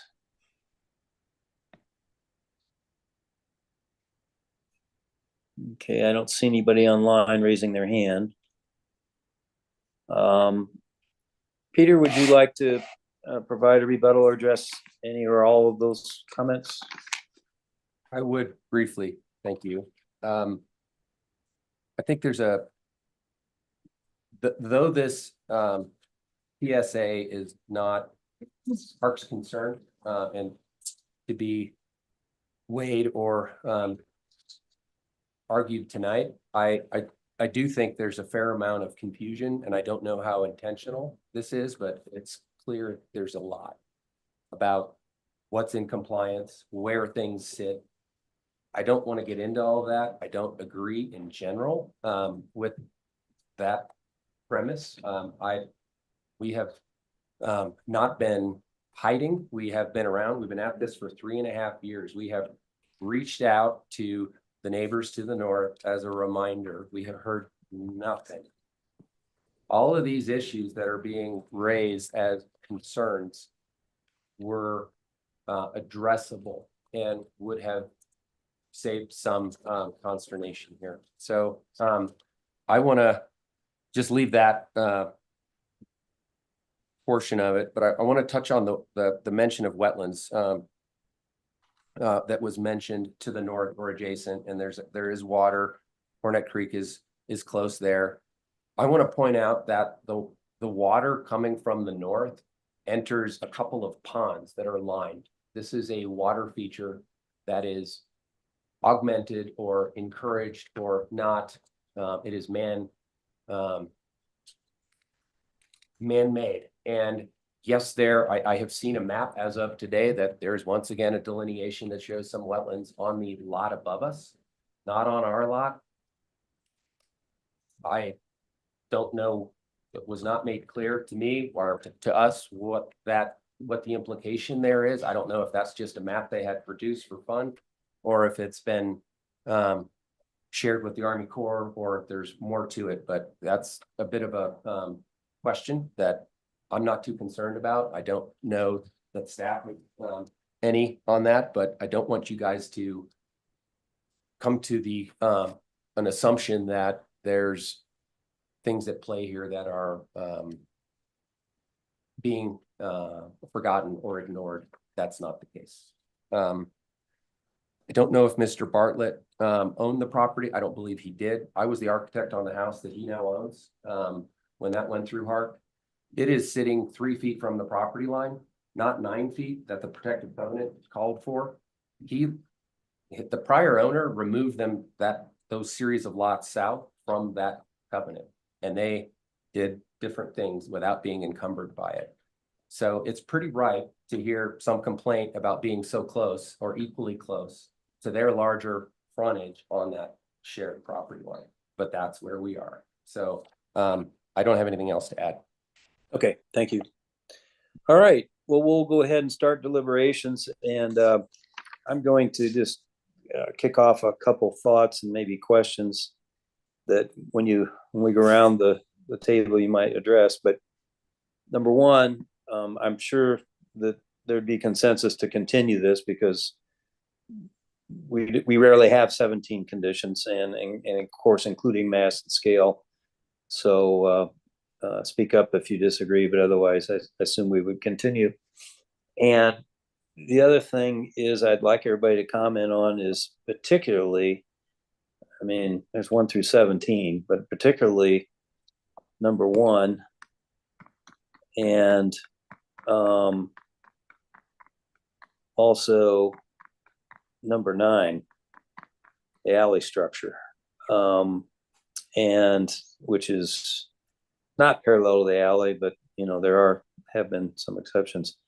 But also, so I would, speak to whatever you want, but 1 and 9, I'd really like to learn everybody's opinion on before I express mine. And then the setback, I'll just throw out there that I think I would need to concur with Erica's land use code interpretation of 5 feet, unless there's some reason for exception, which we don't see the historical issues. So, well, anyway, with that, I'll open it up, and I'm also thinking that I don't think we need to spend another hour on this because there's so many conditions, but in fairness to the applicant, I'd like to really zero in on, 1, 9 and setback and, get everybody's opinion.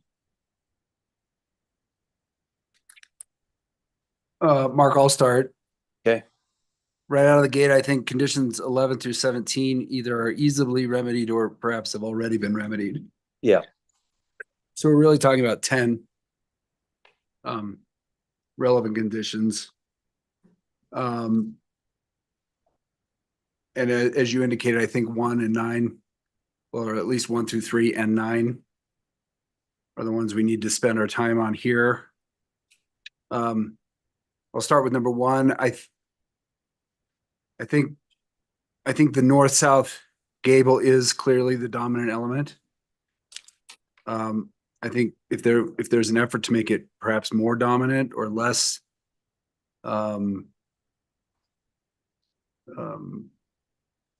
obstructed or less covered up, that may be the goal of that condition, but I have less of a concern that north-south gable is not the dominant one, especially from Aspen.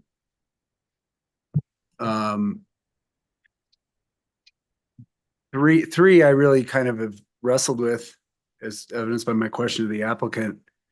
I think to me, it's clear enough to me, let's say, that it is not in fact a dormer. It's an east-west gable. Dormers don't typically project beyond the eave of the roof that they're contained in. That's the case here. Dormers are generally, as the applicant indicated, much smaller, containing an ancillary space and perhaps a small window. We do sometimes see large dormers that we try to then use. If anything, this dormer could increase in size and become its own true east-west gable form. I think partly it's it's not distinguishing itself as a gable form enough, but that has the benefit for HARC of not projecting that mass and scale towards Aspen. But for me, since I don't personally feel that it is a dormer, TH22B, which speaks to dormers, doesn't apply. So that's 139. Revise the alley structure not to mimic. When you read that alley structure guideline section, it starts out by talking about, and we'll get to this later, but porches, bays, balconies, dormers typically were not found in alley structures. That'll apply to the next thing I want to talk about. But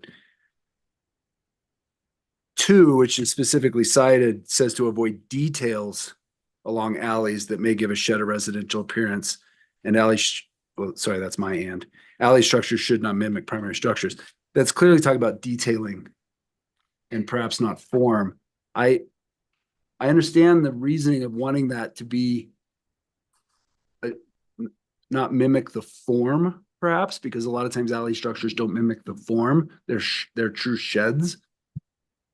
But I think that could be handled by material differentiation. Certainly the eave overhangs are less. I think there are ways that this already doesn't. I think the two structures are connected by more than their similar form, which then leads me to 10, which are the decks. And I think the way those decks connect is problematic.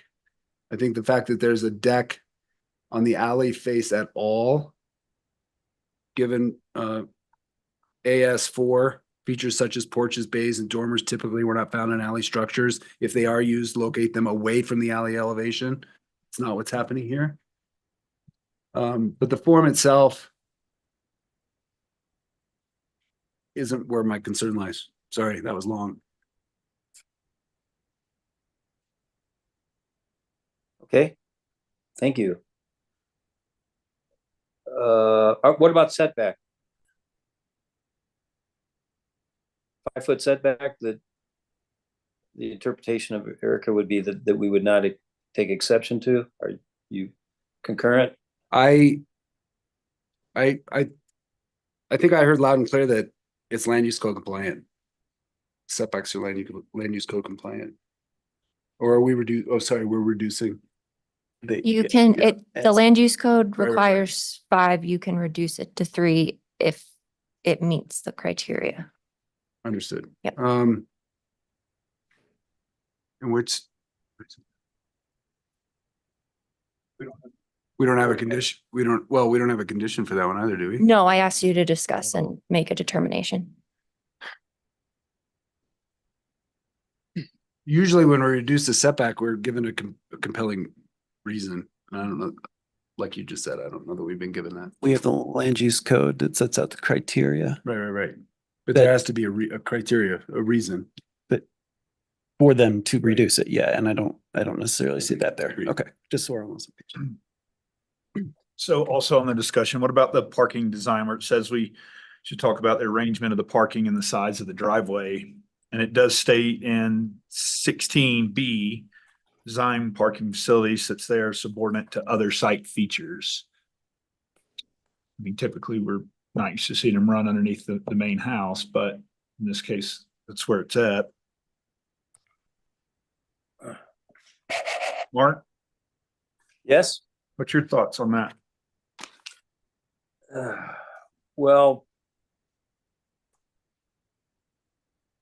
I don't think it complies as shown in this whole cantilevered, alley structure with the deck up, let alone the mimicking of the main gable or shed roof. I feel I'm troubled by it with respect to the guidelines that it should be somehow lower, and although you can argue it steps down, where the hot tub is. And I was kind of waiting to see what everybody else thought, but I think it needed to be revised to be somehow more traditional. I mean, I think the guidelines ask us to make it somehow more traditional, and that would include the parking somehow. And one of the letters came in and had a suggestion about the parking, but I'm not trying to prescribe,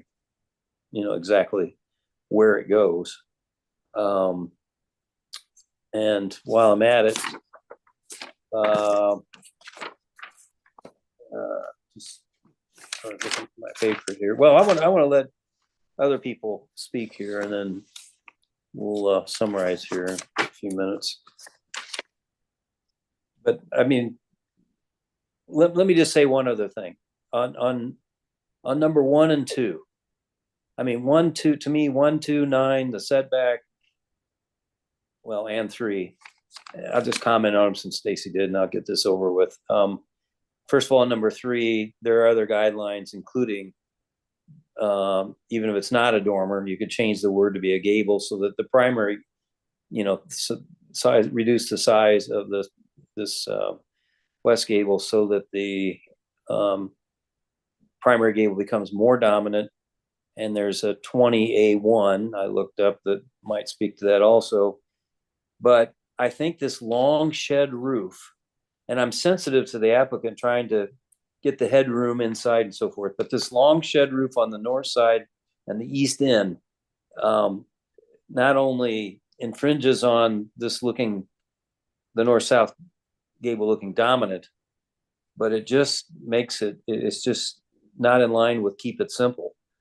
And so I think there could be another way, design-wise, to not even have a shed roof there and still give them the footprint and the headroom they need. And then on number, well, that's what I feel about the dominant gable, the shed roof that attaches on that east side of it just dilutes it and is not according to keeping it simple. I mean, look at all the different angles in there with the shed roofs and anyway. And I agree the 5-foot setback, there's not been one of the reasons, as Kieran stated, that's listed in the land use code for us to change that. And I would concur with staff on that. So, and I also agree, really, it's kind of about 1, 2, 3, and 9.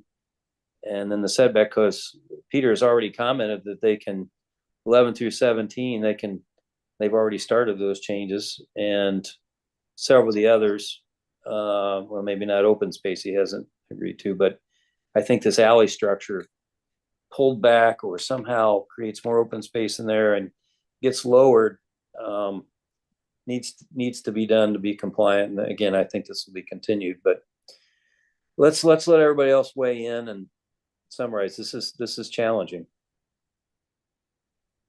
HARC, I agree with everything you said.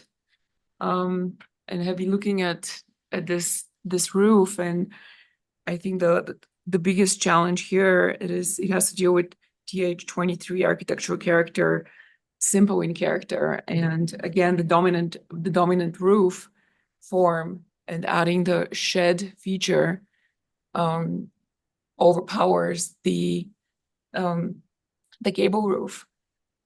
And I understand as well the ceiling heights issues and view corridors perhaps they're trying to maintain, but that shed to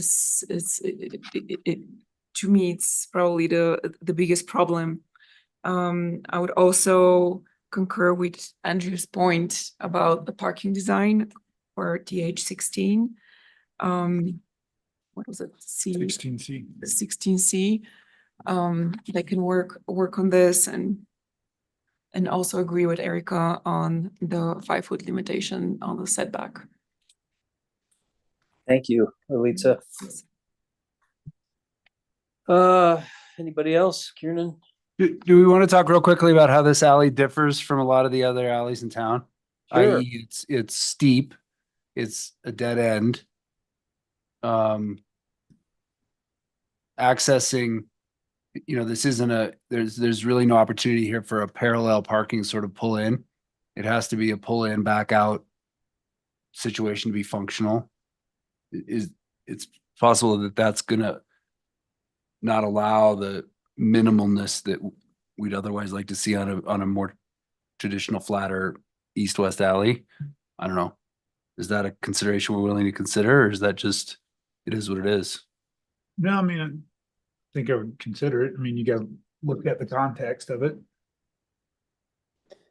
I mean, I think if the big shed roof was changed or eliminated on coming off the east end of the quote unquote primary gable, then maybe we could allow this shed roof because it wouldn't be mimicking, and although that needs to be pulled back, I think there's not enough open space in between there perhaps, but with the large deck as pointed out, but maybe the parking needs to stay where it is then. I mean, because of a pragmatic consideration that you just mentioned, you can't pull in like traditional. I mean, it is what it is, I guess, with this particular alley. Mark, you can see the screen, yeah. Oh yeah, I'm looking The at applicant has provided an alternative.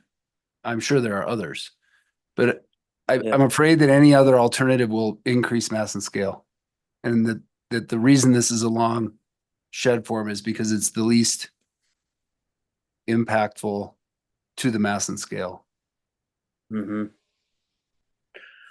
Well, let's take a straw poll on this as we see it. The top or the bottom, not that there aren't other hybrids, but just start, Stacy, you can start off and we'll just go around. Do we prefer the top or the bottom solution? I don't know that we, Well, I don't, Mark, I don't want to have to pick. I don't know that we can. It's not in our packet, and well, that's true. Okay. Kieran, you're right. And that's why we really can't, we don't need to spend an hour on this. We just need to reference the guidelines. And of course, the applicant's hearing some of our ancillary discussions to get a feel for what might be an improvement on this. So yeah, all I was doing, Mark, was I heard Elisa's comment that long shed form isn't necessarily traditional and it's not necessarily simple, but it does serve to meet one of our biggest goals and objectives, which is to decrease mass as much as possible. So it's like, which is it? Well, so on that, we do need to weigh in, because, you know, it just, number 9 just says, revise it not to mimic. It doesn't mention Elisa's point, and maybe it was Andrew that spoke to, you know, something that looks more traditional than this elevated. So, I mean, somehow we've got to come up with more detailed language on number 9 to say, well, it isn't just about the shed roof, although I have to say, I think I'd be okay with it more. I'm looking at it if the big shed roof went away on the east. Can I try to get some clarity in this issue? Elisa, is your comment was more with regard to the primary structure? Is that, was your comment was more to the primary structure and that shed roof? Or, I mean, the comment about keeping it simple was about the primary structure, yes. And the shed being. And then the shed, because it continues from the primary to the accessory, it reads as one form. It kind of accentuates it, right? And then it becomes more of a primary feature. Okay. This is what I was. So you want to cite that, the architectural character. Yeah, and I did cite the TH 23, which was it? Just 23 architectural character. Yeah, the intro. Mhm. I see it. So do we believe if they did something to get rid of or change the shed roof on the east end of the house, that this alley structure design as it is with the shed roof would be compliant? Or do you want to see some alternatives? For me, the form could very well be the shed roof is justifiable because of the way it steps with the topography. It steps down to the alley, which is something we always encourage. But then we have to talk about the deck and whether that's appropriate on the alley, because the alley standards, I would say, don't necessarily support that. Yeah. I agree with that. And you And- cited and- that earlier. And we have It's had, in- we have had decks on alleys, but not this massive to return back, headed west along the structure. Yeah, they don't typically project. They're not typically skewed the way this one is, and they're not as much square footage either. And they don't connect typically to the primary. That's a sword that cuts both ways. We've had applicants in the past that tried to connect a secondary and a primary with a wall, and we said, well, that doesn't connect them. And now we're saying that it does. It's like, which is it? All right, let me ask you on number 2, just to get some traction here. Could we revise that to state and single out only the north side of that versus the small shed roof on the south side that drops down to that deck? Would we want to focus on the north side of this east projection off the main house? Mark, I don't know how you do it. I don't know how you by appropriate, I believe that to mean less. I don't know how you do it. I think these are okay. A shed roof is the least, provides an opportunity, the least mass and scale, just by sort of definition. I don't know how else they, short of having 3-foot head heights, I don't know what they do. You don't have Well, And we don't have to know, but I mean, they've already, I think, taken, asking them to do more in that regard. I don't know. Other than completely changing the design, I don't know what they do. Mark, I would be in favor of just leaving it the way it's written. yeah. Okay. Andrew and Lalitza, I guess rather than get deeper in the weeds, are you okay to leave it the way it's written? I mean, they've heard the dialogue, and by the way, I think there are some solutions beside that shed roof where they could get some headroom and living area by just, whatever, more of a simple box element. But are you okay with leaving 1, 2, and 3 the way they're written? Except for 3 needs to be revised, the size of the gable, if we have that concern. And we can use 20A1 as well as, TH 22 had the word dormer, so we can't use it, but we can certainly use 20A1. So is everybody on number 3 believing that, I think except for maybe Stacy, that it should be reduced in width somewhat to make this roof more dominant? The primary gable more dominant? No, I think there are bigger issues. I don't agree with number 3 as written. I don't see it as an issue. Oh, okay, so you're okay with the size of that? We're not gonna call it dormer, a look-alike dormer, but it's a gable. You're Yeah. okay with that? I'm okay with that, yeah. But Okay. I think that 1 and 2 should stay as written. Okay, and let's just do a straw poll right around the table. Andrew, what about you on number 3? Mark, I leave it as it is, supporting 20A1. Yeah, okay. Stacy, Kiernan?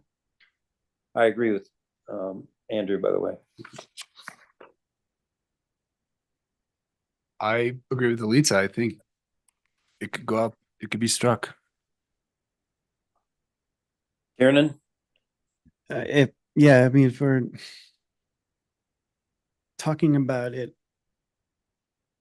as a gable, just kind of changes it a little bit. Because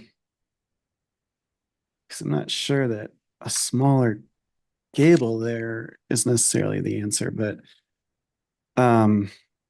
just, I guess the way I would put it, and this is not going to be helpful for anybody. Why am I doing this? Is that if it could just appear less dormer-like and read as more traditional. Mm-hmm.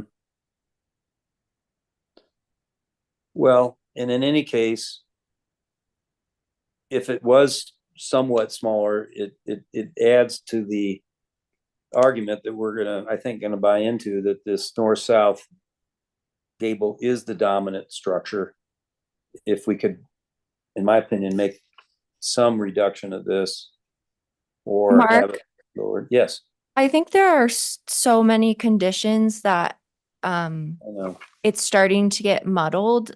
If you continue this, you will see this again. And if, you know, you take condition 3 out and then it still remains an issue, you can add that condition the next time you see it. I think, I think the conversation is getting confusing, and you just need to remove the conditions that you feel don't apply and All right. make a motion. Okay, well, at the moment on number 3, Andrew, Mark believe, only 2 of us so far, that gable should be reduced per 28.1. So Kieran, you can break the tie. How do you feel? I mean, I think it can be left in without an issue. Okay, well, we need to change the word dormer to gable. Correct, yeah. Okay, all right. So, well then, at the moment, 1 through 17 with an edit on 3, I think I've written down, we want to leave them in there as she's written. A small edit on 4, changing south to north. Yep. Isn't that correct? Thank you, yes. Okay, so that's 2 edits. And then we want to make a condition, the south setback remains at 5 feet. Are we, I think I've heard from at least 4 of us. Yes. And for that, you'll say land use code 3204.c.5. Got it. C.5.e, excuse me. That 5.e. Oh, no, I'm so sorry. That's if you wanted to reduce it. C.5.b. My apologies. C.5.b is in boy. Yes. Okay, thanks. Yeah. All right. Okay. Well, let's, who would like to make the motion? I think you would, Mark. God. Okay, well, I'll be glad to, and then you can have any friendly amendments to adjust it. But and again, I would encourage the applicant to have heard a lot of the discussion, for which, as Erica rightly pointed out, we're starting to go in circles with. I mean, we can't design it for them, so let's just put it that way. So I move to continue to the December 18th, 2024 HARC meeting, the proposed small scale new construction and insubstantial scale new construction at 420 North Aspen, Lot C, Block 3, Hall's Addition, based on the findings in the staff memo dated October 16, 2004, with the following conditions. 1 through 17 stay with the following edits. Number 3, change the word dormer to gable. Number 4, change the word south to north. Otherwise, those conditions stay, and I would like to add a condition number 18 to read the south side setback shall be 5 feet per land use code 204 C.5.b, as in boy. This motion is based on evidence testimony provided at a public hearing held on October 16, 2024. Notice such hearing provided as required by the Telluride Land Use Code. Revised plans incorporating the conditions of approval shall be submitted within 60 days of this approval, or the approval becomes null and void. The rest as written. Before we have a second, did I forget anything? Do we need a friendly amendment on anything? Mark, I'd like to make a friendly amendment.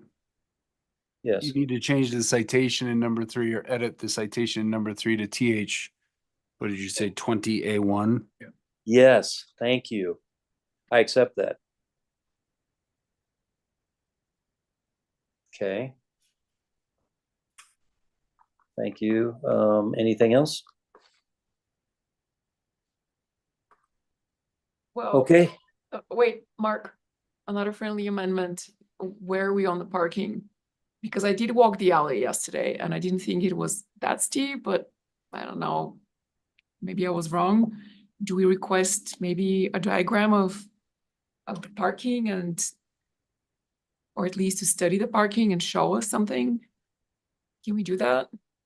Or say consider reducing parking or, pavement per TH 16? We could say present an alternative parking solution per that. Right. If you would like to add that and reference that.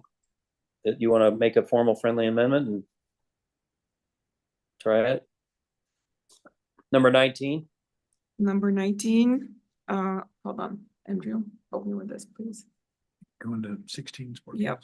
So this is consider alternative parking design for DH 16. Hold on, B1 and C. I'll accept that. Thank you, Elitza. Thank you. Any others? Okay, do we have a second? Kieran will second. Aaron, how do you vote? Kieran, yes. Stacy, yes. Mark, yes. Andrew, yes. Elitza, yes. Okay, it's unanimous. Best of luck. Peter, we'll see you in December, and please work with staff since they're intimate with what we've been trying to share here, and hopefully they can get you to the finish line. All right. Well, thank you, everybody. Is there any further board and staff discussion? There is not, no. Okay. Then that means at 8:51 p.m. we are adjourned. Have a good evening and enjoy the snow this weekend. Thanks, Mark. So sweet. She's mine. Very That's